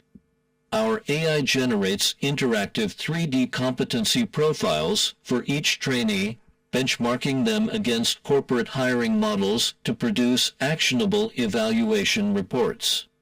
Step 3, personalized learning journeys. The system then curates customized learning packages matching skills gaps with tagged course content, augmented by immersive 3D animations and targeted study materials. Step 4, virtual reality training. Trainees master skills in industry-identical simulation environments. Our VR workshops replicate production lines where they conduct simulations, model systems, and program solutions. Step 5, AI coaching and progress management. Throughout this journey, our smart manufacturing AI tutor provides real-time support, tracking progress, sending reminders, and instantly resolving technical queries. Step 6, precision career matching. Finally, we analyze multidimensional data from technical drills to soft skills development to achieve precision job matching for each individual, seamlessly closing the training loop. Thus, with AI-powered enablement, we achieve enhanced efficiency and quality in cultivating technical professionals, having trained 6 million learners and served 100,000 plus enterprises. Simultaneously, through AI-powered competency analytics, we've extracted quintessential intelligent manufacturing scenarios and developed progressive hands-on training projects. Device fundamentals, schematic wiring. Module proficiency, progressive programming. Complex machinery equipment commissioning. Multi-station line integration. Digital twin production lines. Phase 1, Foundational Electrical Competency.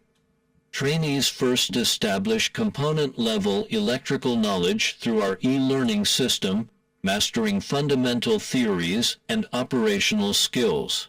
Concurrently, our virtual simulation platform provides hands-on wiring experience. Phase 2, Modular Automation Learning. Building on this foundation, trainees adopt modular learning methodology to systematically study functional units of automated production lines. Through mechanical module case studies, they gain initial programming principle understanding. Phase 3, Integrated System Simulation. After mastering the basic units of these production line decompositions, trainees undertake complex system simulations, synthesizing modular knowledge to develop adaptive problem-solving capabilities. Phase 4, Advanced Integration Training.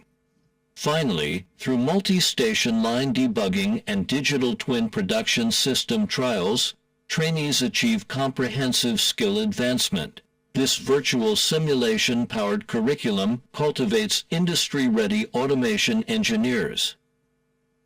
Next, I'd like to share with you China's leading intelligent manufacturing talent cultivation center, set up and operate by Jicheng using this system. This 6,000 square meter facility in a Chinese industrial city houses 12 specialized training laboratories spanning electrical assembly, PLC systems, industrial robots, machine vision, flexible manufacturing equipment, industrial software, and digital twin production lines, along with a comprehensive skills training and certification system, delivering annual high-quality training for 10,000 professionals. Intelligent Manufacturing Talent Campus. We strategically establish 4 core facilities: Digital Exhibition and Experience Hub,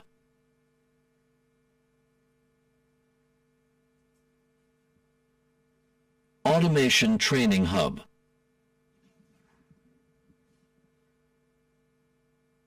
Intelligent Manufacturing Training Hub,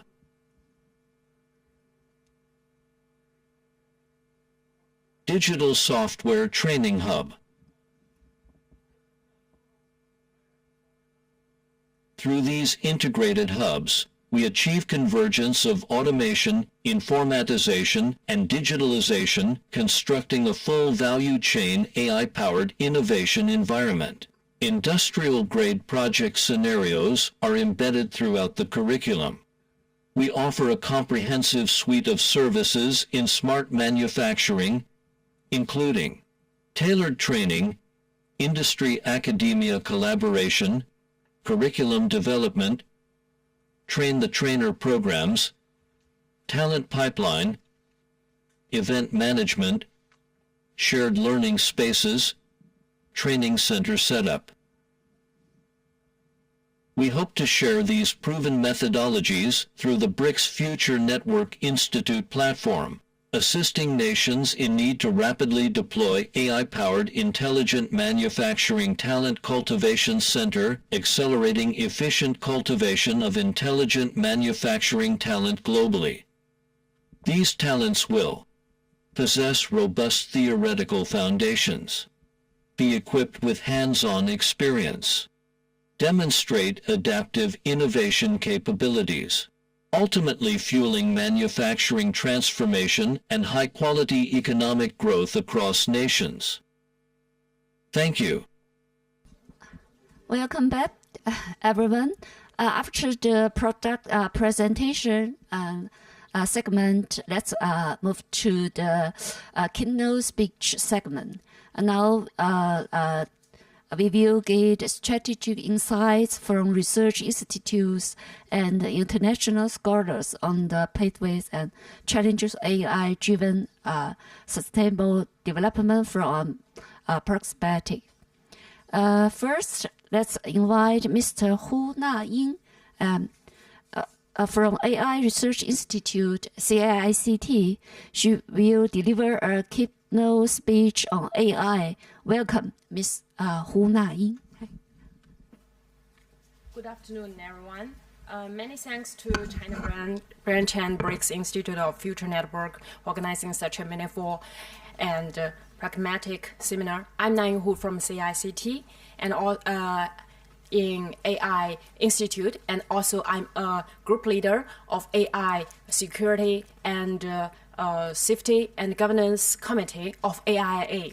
AIA is AI Industry Alliance, and we have almost 1,000 units.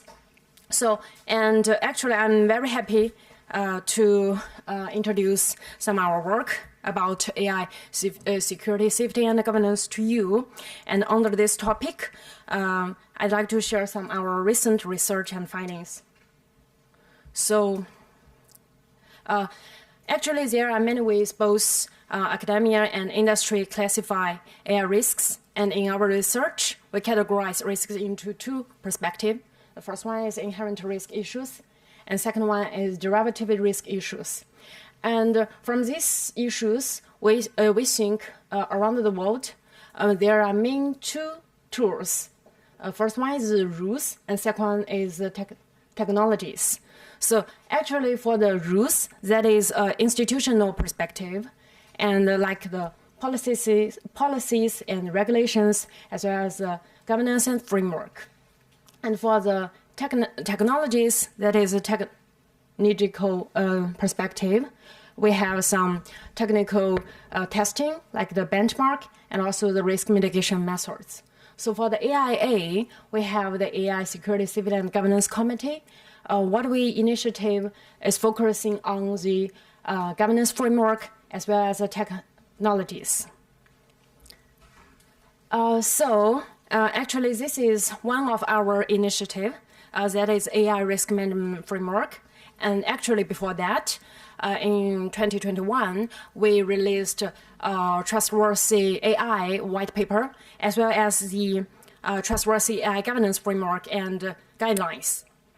But during 2023, we began to focus on AI risk. That is, as AI technology continues to evolve rapidly, we believe that the key components of AI risk governance framework is really important, and it contains the risk governance capability and risk identification and risk assessment and risk response.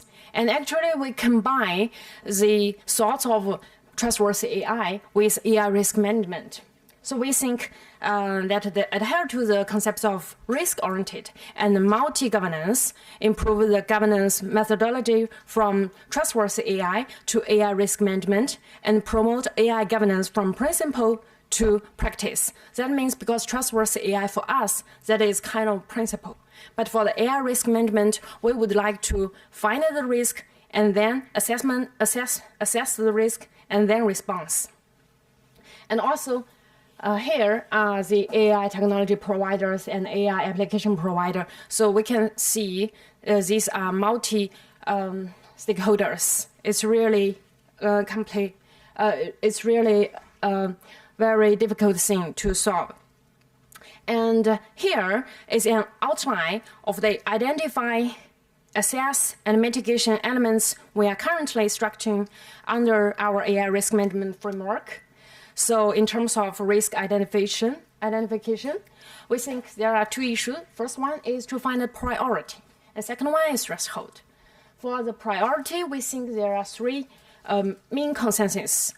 The first one is malicious use, for like the cyber misuse, CBRN, and crime misuse. The second one is harmful manipulation. Manipulate opinion and manipulate behavior. And third one is loss of control. For the threshold, from this one, we also research these things, and we can divide it for two perspectives. The first one is capability-based risk identification. We would like to find the bench of the capability. So there are some little elements like the performance on specific tasks, autonomous, responsiveness to human instructions. And for the value-based risk identification, actually this is from the like CICT Trustworthy AI white paper has already researched and demonstrate a lot about fairness, safety, transparency, accountability, interpretability, like this. And even we research this, we think the risk assessment is super difficult. We use some tools like technical testing, capability evaluation, red teaming, control evaluation, but these are very general things. Actually, in our testing, each issue is quite difficult. I will give you a typical benchmark what we have already done. And then for the risk mitigation, we have model alignment, model with security, deployment, safeguards, monitoring, and updating. We use some technical tools about the risk mitigation, and I can also introduce a little bit after this. So this is another initiative that we have done, and this is also important by AIA. And this is AI safety benchmark, where we use methods like red teaming and expert testing to evaluate risk across several dimensions. We could see the red line, ethics, and data leakage. And actually, we have almost 50 categories. And we also we also have already almost 80 category about attack methods. So this is initiated by AIA, and actually CICT held multiple seminars with 30 enterprises and universities and research institutions, reaching consensus on the testing content. And this is a little initiative when we talk about the risk assessment. So this is a really little one. And what we really want to do is to identify the safety level of large models and then sharing real threat attack methods to these industries, and then collaborating to enhance security defense capabilities. That we have already done is like this, modern alignment. And also actually deployment safeguards. So, and this is the third initiative, which is also very important.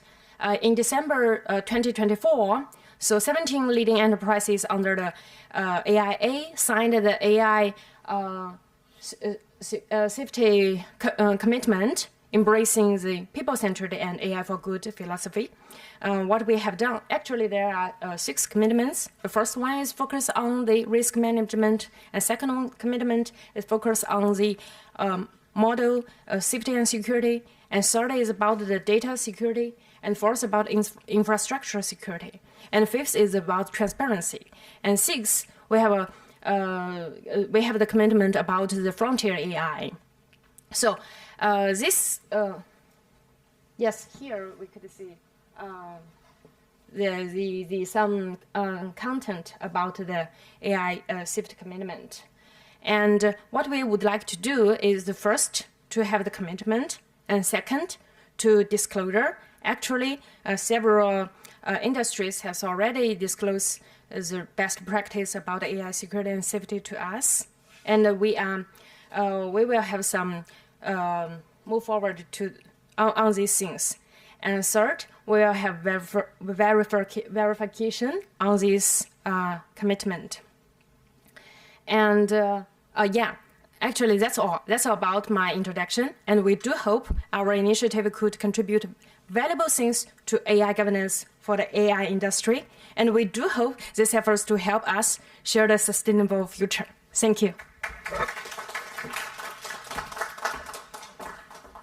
Thank you, Ms. Darin. Excellent speech. Next, we are honored to invite Professor James Nyeo from the Federal University of Technology, Minna, Nigeria. He will share his perspective on how AI technology can advance local development and address challenges. Let's welcome him with applause.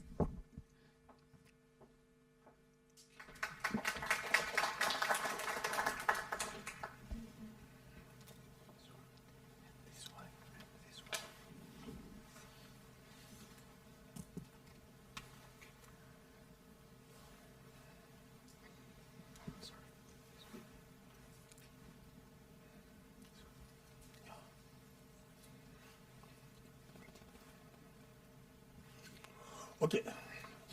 Thank you, everyone, and thank you, BRICS Institute for Future Networks. We quite appreciate the invitation, and I bring to you greetings from Nigeria. Yes, it's quite important we take time to understudy what happened in other climes and equally talk about initiating collaboration. You know quite well that it's a global world we live in now, and with the trend in globalization, we all need each other so as to bridge gaps and all of that. So I'm here today to talk about collaborative AI initiative and solutions for sub-Saharan African developing nations, showcasing AI solutions for sub-Saharan Africa.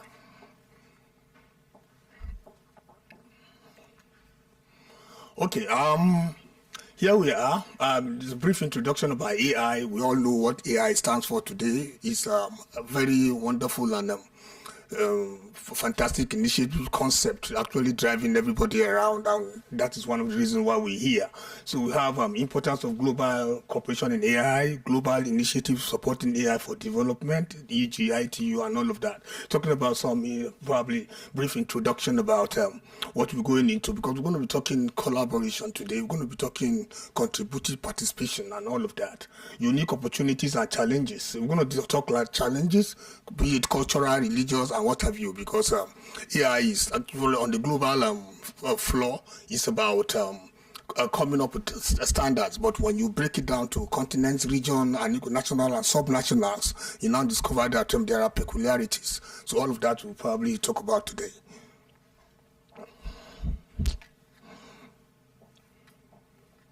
Okay, so brief overview, but let's go straight off to the points. We're going to talk major trends in AI globally. We are here today, AI for Good Global Summit. At global level, a whole lot of discussions must have been done, and beyond now, we're all going to go to our various regions and advance some of these things and adapt them to our environments. So AI has a tool for solving developmental challenges. We know quite well what AI stands for, optimizing and all of that, getting things work much better. So I'm going to discuss how AI has been actually used to solve developmental challenges. Global initiatives supporting AI for development. So we can see ITU, UNESCO, AI for Good, and a whole lot of them happening at various intervals. AI drivers. We have major drivers of AI, both within and maybe outside the continent, but I'm particular about Africa and sub-Saharan Africa, where I actually come from. So AI is being fueled by increasing adoption of digital technologies, rising awareness about healthcare, convenience for online services, and you have factors driving the elevated growth rate in the market, like advancement in AI robotics, autonomous and sensor technologies, computer vision, machine learning, and natural language processing, and generative AI, which you know quite well has gone very, very wide and displacing some of the conventional stuff we used to know before. I hardly have time to probably surf through the Google that used to be my closest companion before now. So why AI matters in sub-Saharan Africa? Economic growth, healthcare, education, agriculture, infrastructure, just to mention but a few. But if I probably want to take economic growth, we're going to talk about how AI can assist boost productivity, agriculture, and fintech companies. Healthcare, a whole lot of stuff's been done. Globally, it's not just about Africa alone. Healthcare experts are being actually scarce, and we need to adopt technologies to see how we can bridge this gap. Education, there are so many rural communities. We have underdeveloped communities where you need experts, and we don't have enough. So the penetration is quite weak. So adopting AI-driven e-learning bridges gap. And I think some speakers have actually talked about that before. Very beautiful initiative. So you have agriculture, precision farming in agriculture. That's another very, we're talking about food security around the world now, and we need more of that to be advanced. So we have precision farming, which enhances food security and all of that. So Africa's position in AI ecosystem. The growth in Africa AI research communities, whole lot of stuff is actually happening. Notable AI startups we have. The concept is about getting to see how we could develop a community of youngsters. One big asset Africa has is community population of youngsters, which is far more beyond the average number. And this population is actually an asset. It shouldn't be a liability. So with the right kind of education, we get to see them develop, come up with different startups, and actually that is really on the rise now, which is being taken advantage of. Rise of AI academic programs and AI communities. So whole lot of awareness is actually there now today. within youngsters why we should see within university or academic institutions to see how we could incorporate AI into our curriculum. Some of them have even gone far beyond just curriculum, coming up with units, departments, even institute centers for AI learning alone. So let's talk about strategies about Africa. African Union is actually the one with the responsibility to pick up when it comes to policies, regulations, and all of that. So I'm going to talk a little bit about African Union. I deliberately made this slide wordy so as to probably give you a picture of what actually happened in 2024.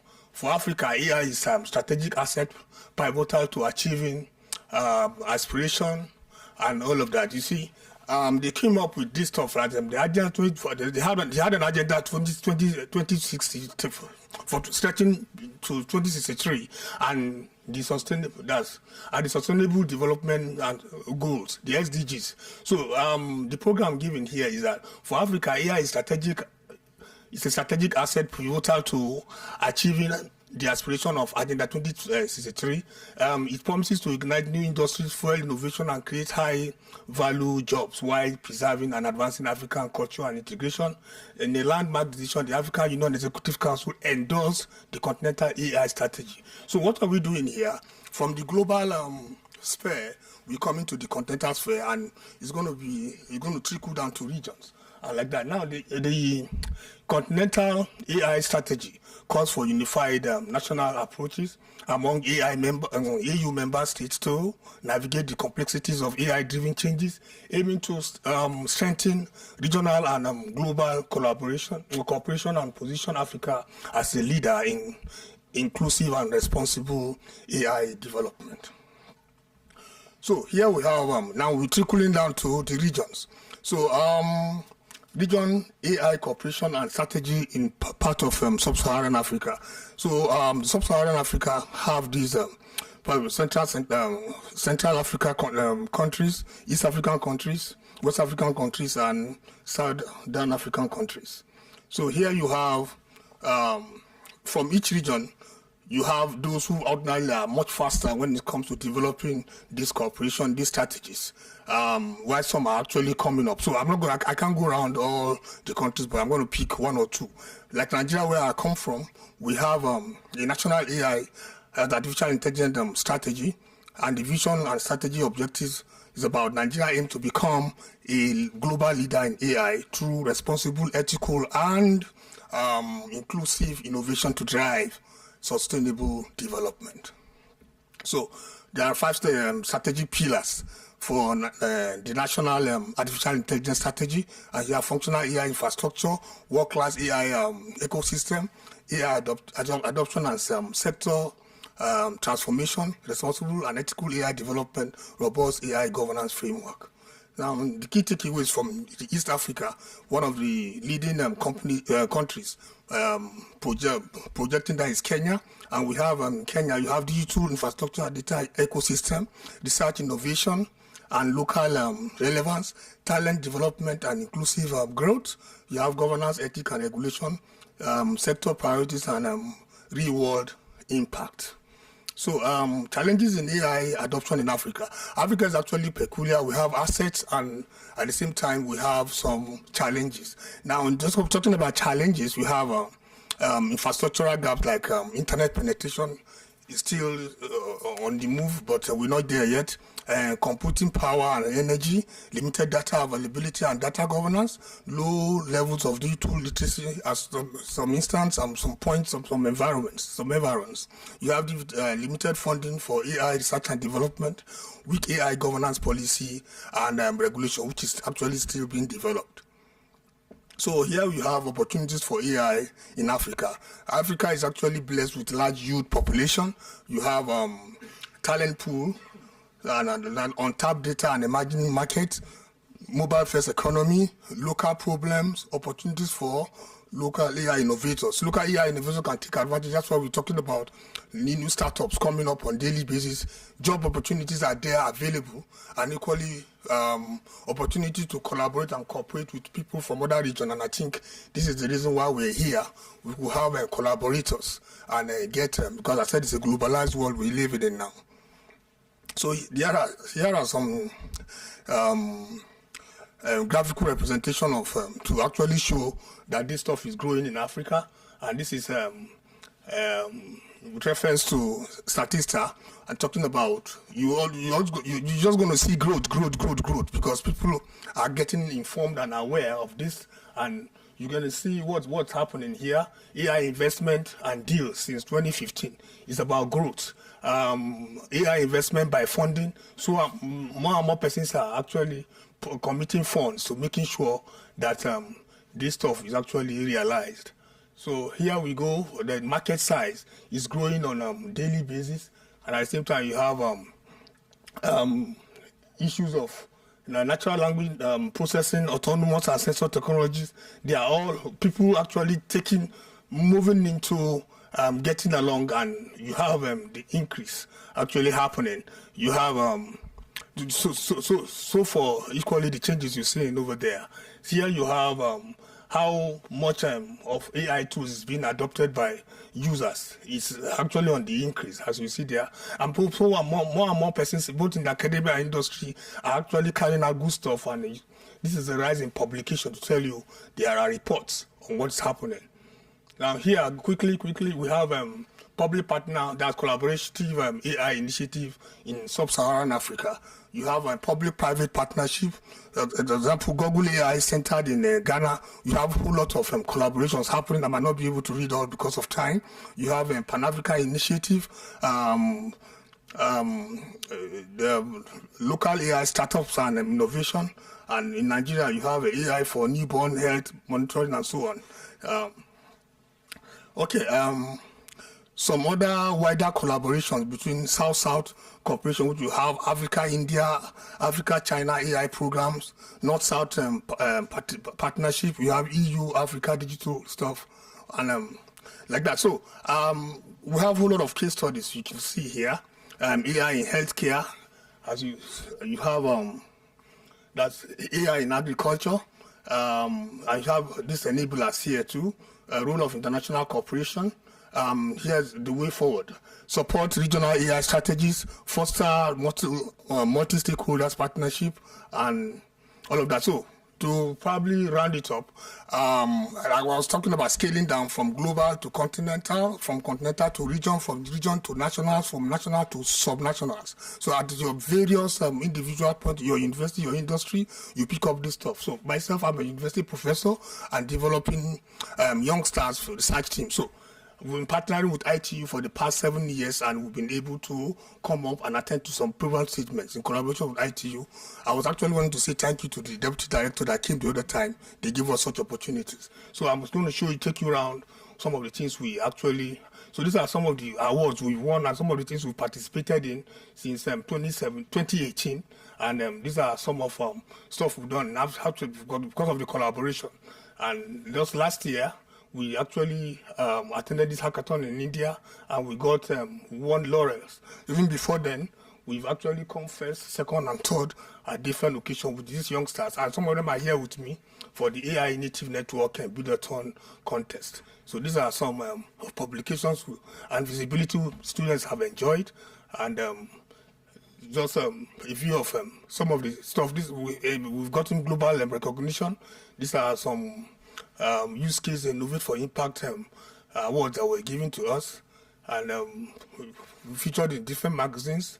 So these are some certificate awards awarded to the team on the account of some of the stuff they've been able to develop and the SDGs they've attended to.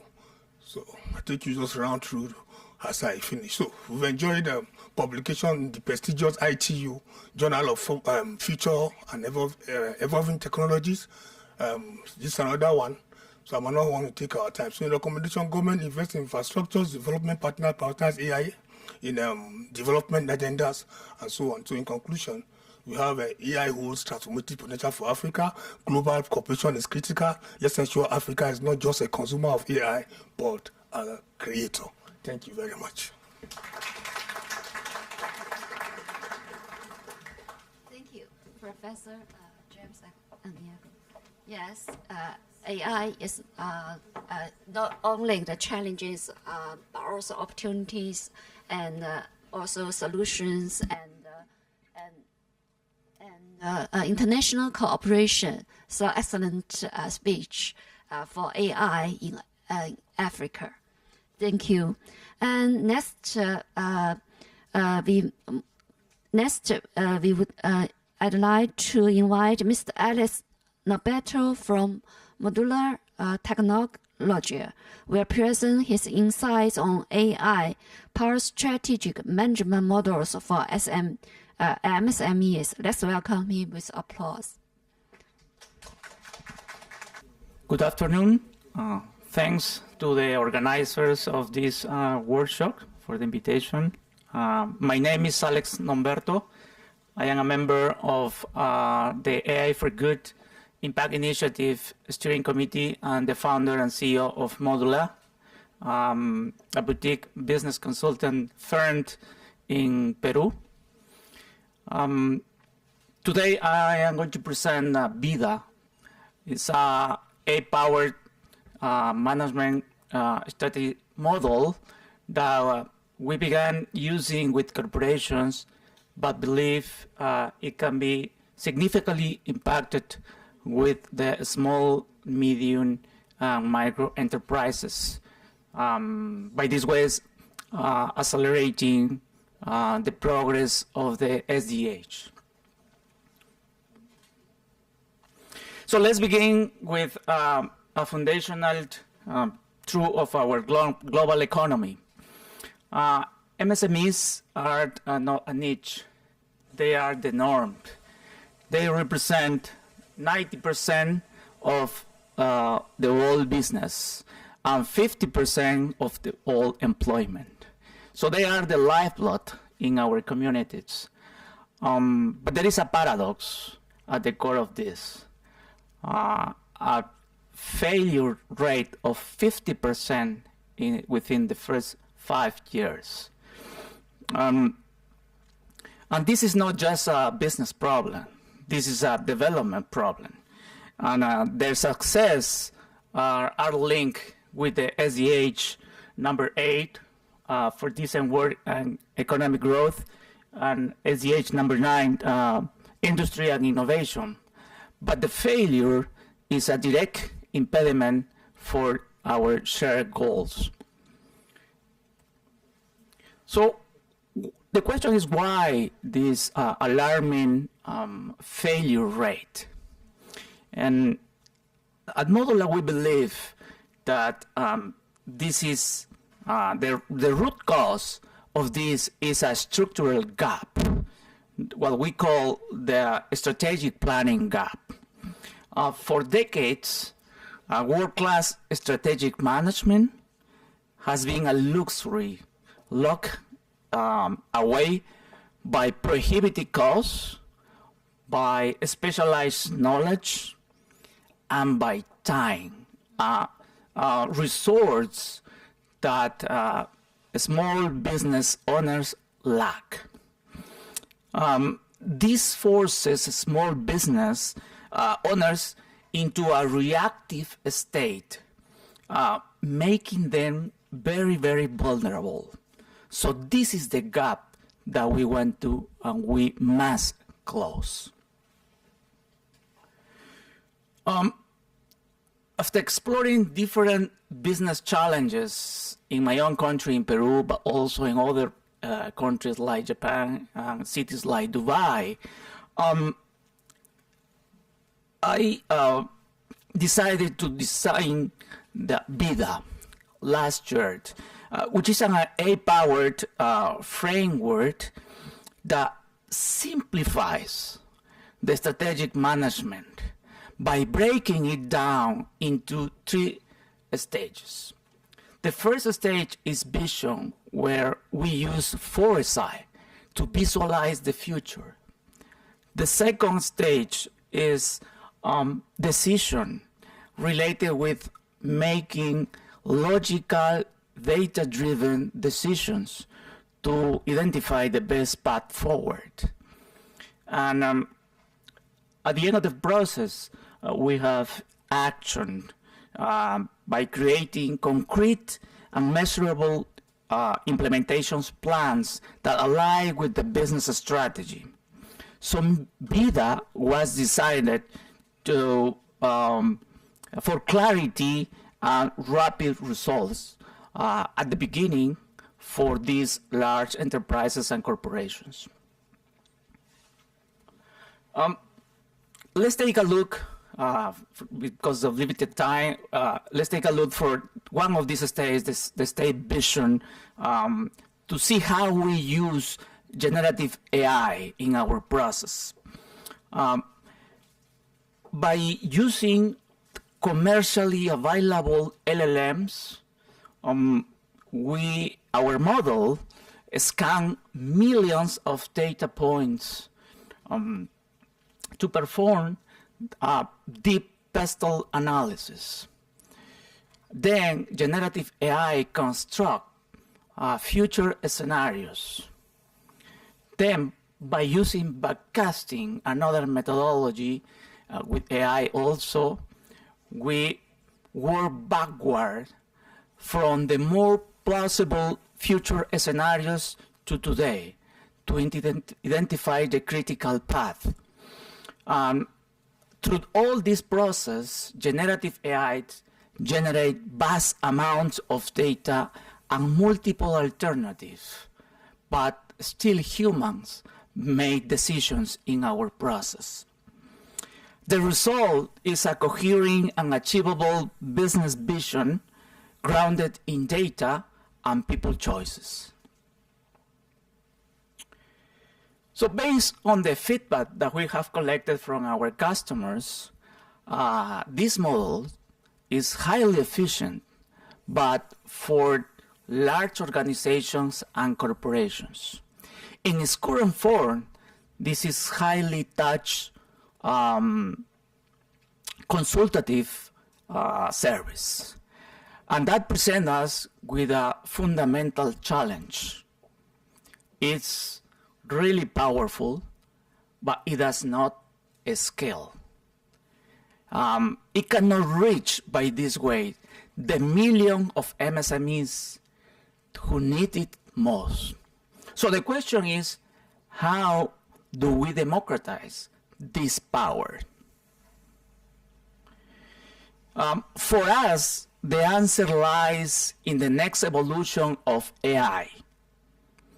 We are transitioning from using AI as a tool to using it as an autonomous partner. Our goal is to develop an autonomous AI strategy agent.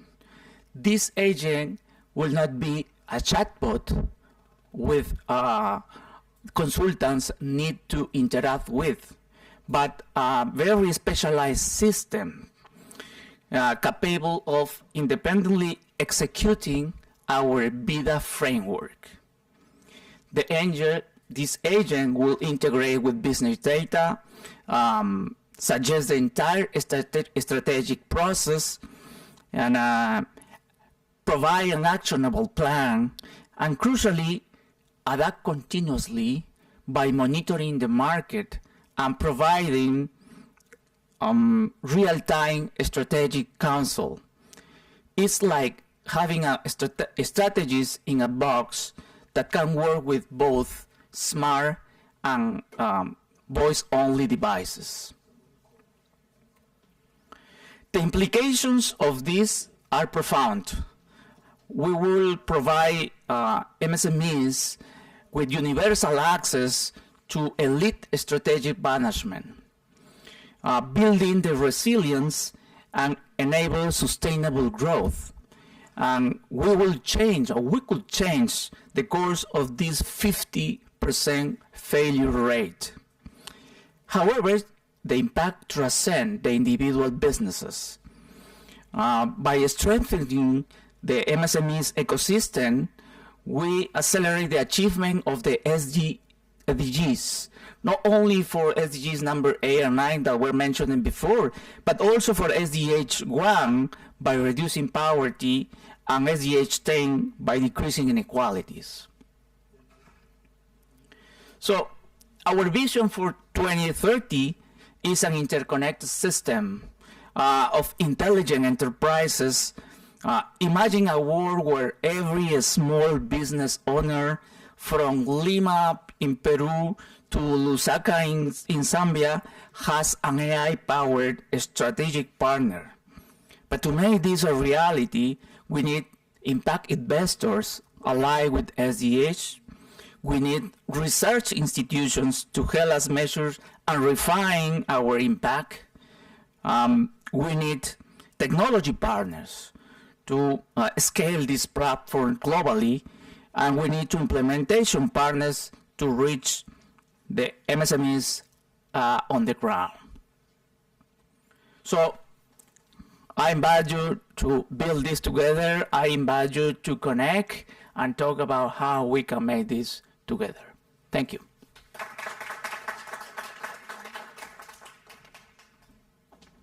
Thank you, Mr. Alex Nabeto. And finally, let's welcome Dr. Fallon Wilson, co-founder and executive director of the Black Tech Futures Research Institute. And she would explore how to grow an AI-driven public interest tech workforce grounded in community. Let's welcome.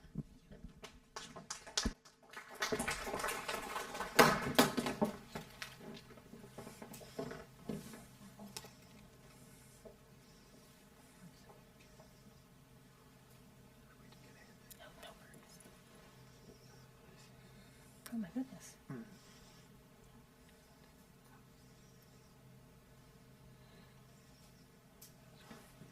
Good afternoon, everyone. I know we're the last session and you're probably all tired, and so you can wave your hands around, stand up a little bit, because I know you've been sitting for a while he gets my presentation. You can stretch for a moment because they're working to get the slides up. Get a drink of water, have a bio break, smile a little bit. I see you smiling over there. That's great. Yes, thank you. Okay, thank you so much. Once again, I am Dr. Fallon Wilson, and I'm going to be doing this presentation alongside my two colleagues, Jeremy Treadwell and Isaac McCoy. First of all, thanks you to the BRICS Institute for having us.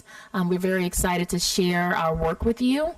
As was shared, I am the lead principal investigator for Black Tech Futures Research Institute, which is located in the United States of America. We support and envision and work alongside many of our underserved communities in the U.S. Oh, this is not the one. Isaac, your computer locked on me.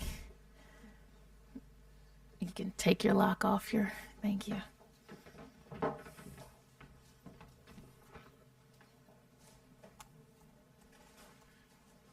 Thank you. And so today we're going to talk about our Heart Engine. Our Heart Engine is an AI-powered certification platform that builds trusted, equity-centered workforce rooted in communities that have been historically sidelined by the current tech economy. Let me begin to paint a picture. I'm going to talk about the problem, and then my amazing colleagues are going to talk about our adaptive AI model and the solutions and how they support the SDGs. So let's be clear. The future of AI is not only technical, it is social. You can say social, social. Social. In my community, we repeat after each other sometimes so that we can make sure people are listening, especially at the end of a long day. And so as AI evolves, so do racial, gender, other types of intersecting disparities. Communities and other historically marginalized communities are being excluded from the AI economy while also disproportionately being harmed by biased algorithms. Many of the studies show that AI trust is low, and there's not a lot of inclusive leadership in this space. while this is happening, the global landscape is shifting. Nearly 70 countries have formal AI policies in place. More than 10,000 new AI startups have been launched in the last 2 years.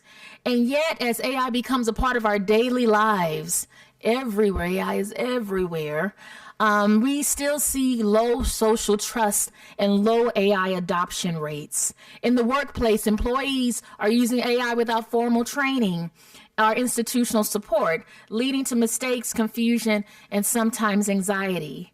That is why our heart engine in particular looks at training what we call trusted community advisors. These are people, your pastoral, your religious leaders, your nonprofit leaders, your civil society leaders, who are all trusted, are community health workers, and they are central to the ethical AI adoption, not just because of their roles within the community, but because of their cultural and spiritual ecosystems they represent. People feel comfortable with these types of people. And so if we train them to understand AI policy or understand how AI is changing various parts of their communities, then they're more likely to adopt the many products, the many opportunities that many of our companies and governments are creating. And so I am going to now transfer the conversation to Isaac, who will talk about our adaptive learning platform.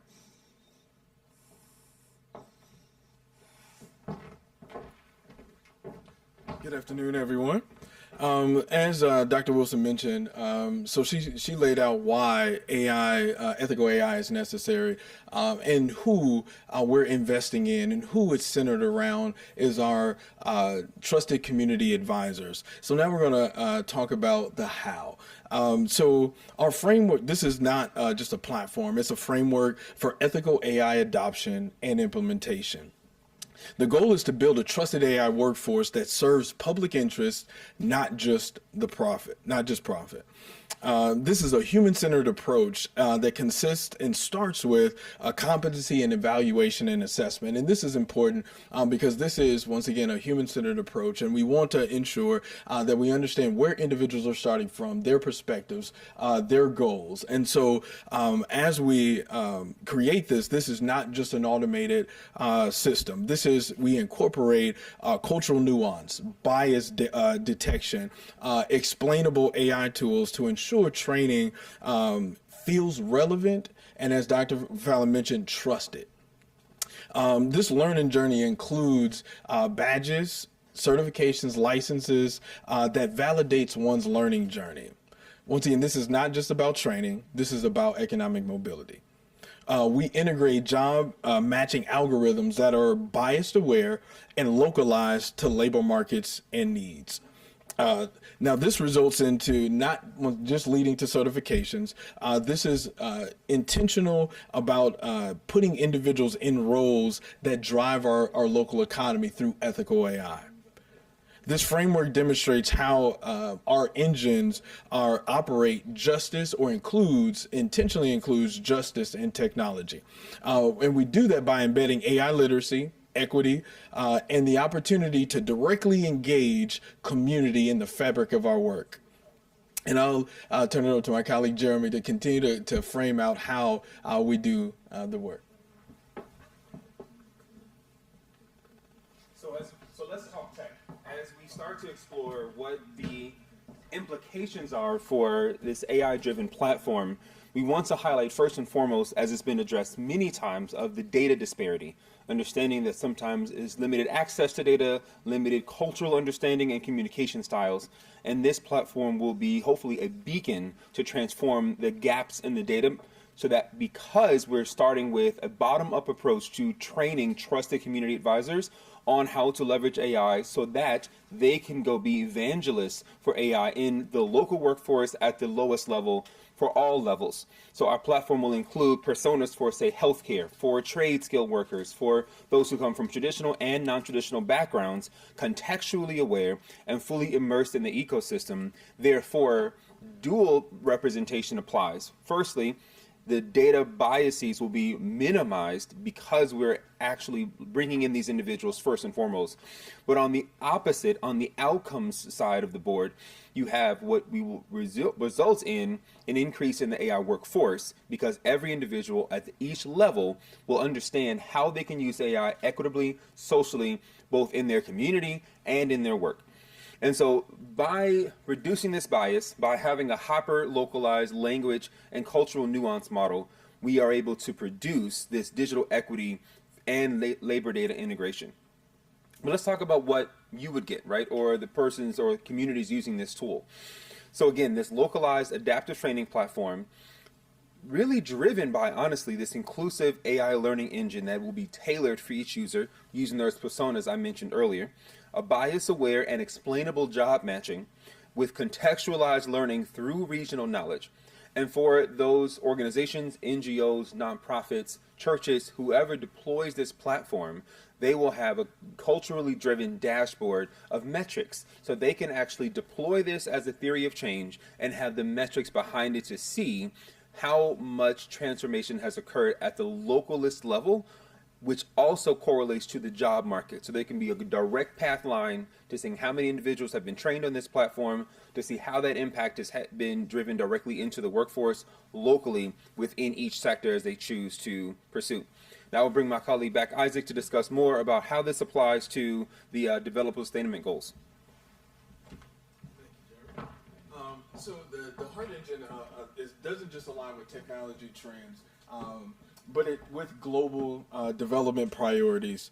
And so these are some of the United Nations SDG goals that our framework aligns with.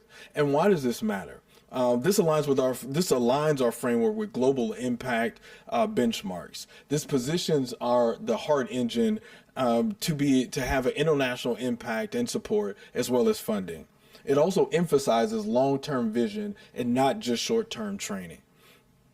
As we wrap up, and in conclusion, this is not a project, as I mentioned before. This is a movement. It aligns with global goals rooted in community and humanity, powered by innovation. Thank you all for your time.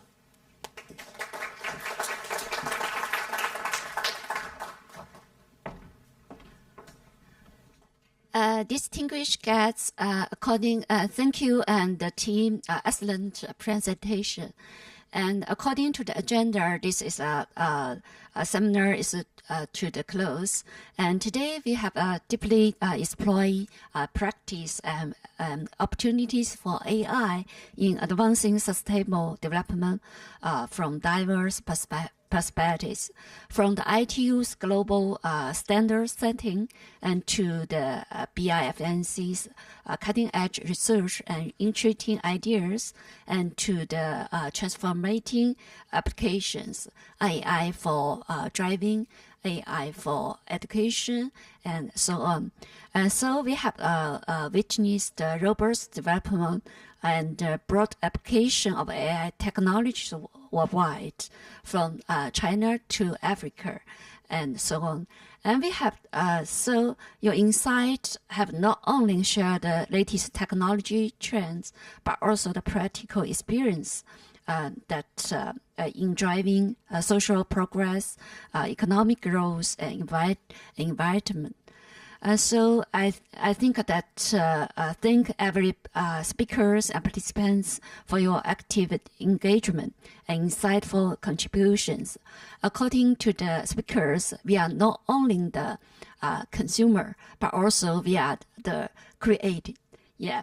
So today's discussion provides strong support and inspiration for our continued exploration in the field of AI. Let's look forward to gather again and the advancing of AI for the benefit of all.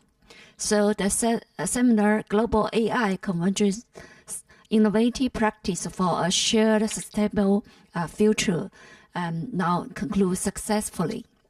And we wish all distinguished guests fruitful and rewarding experience at upcoming summit events. Have a nice day. Thank you, everyone.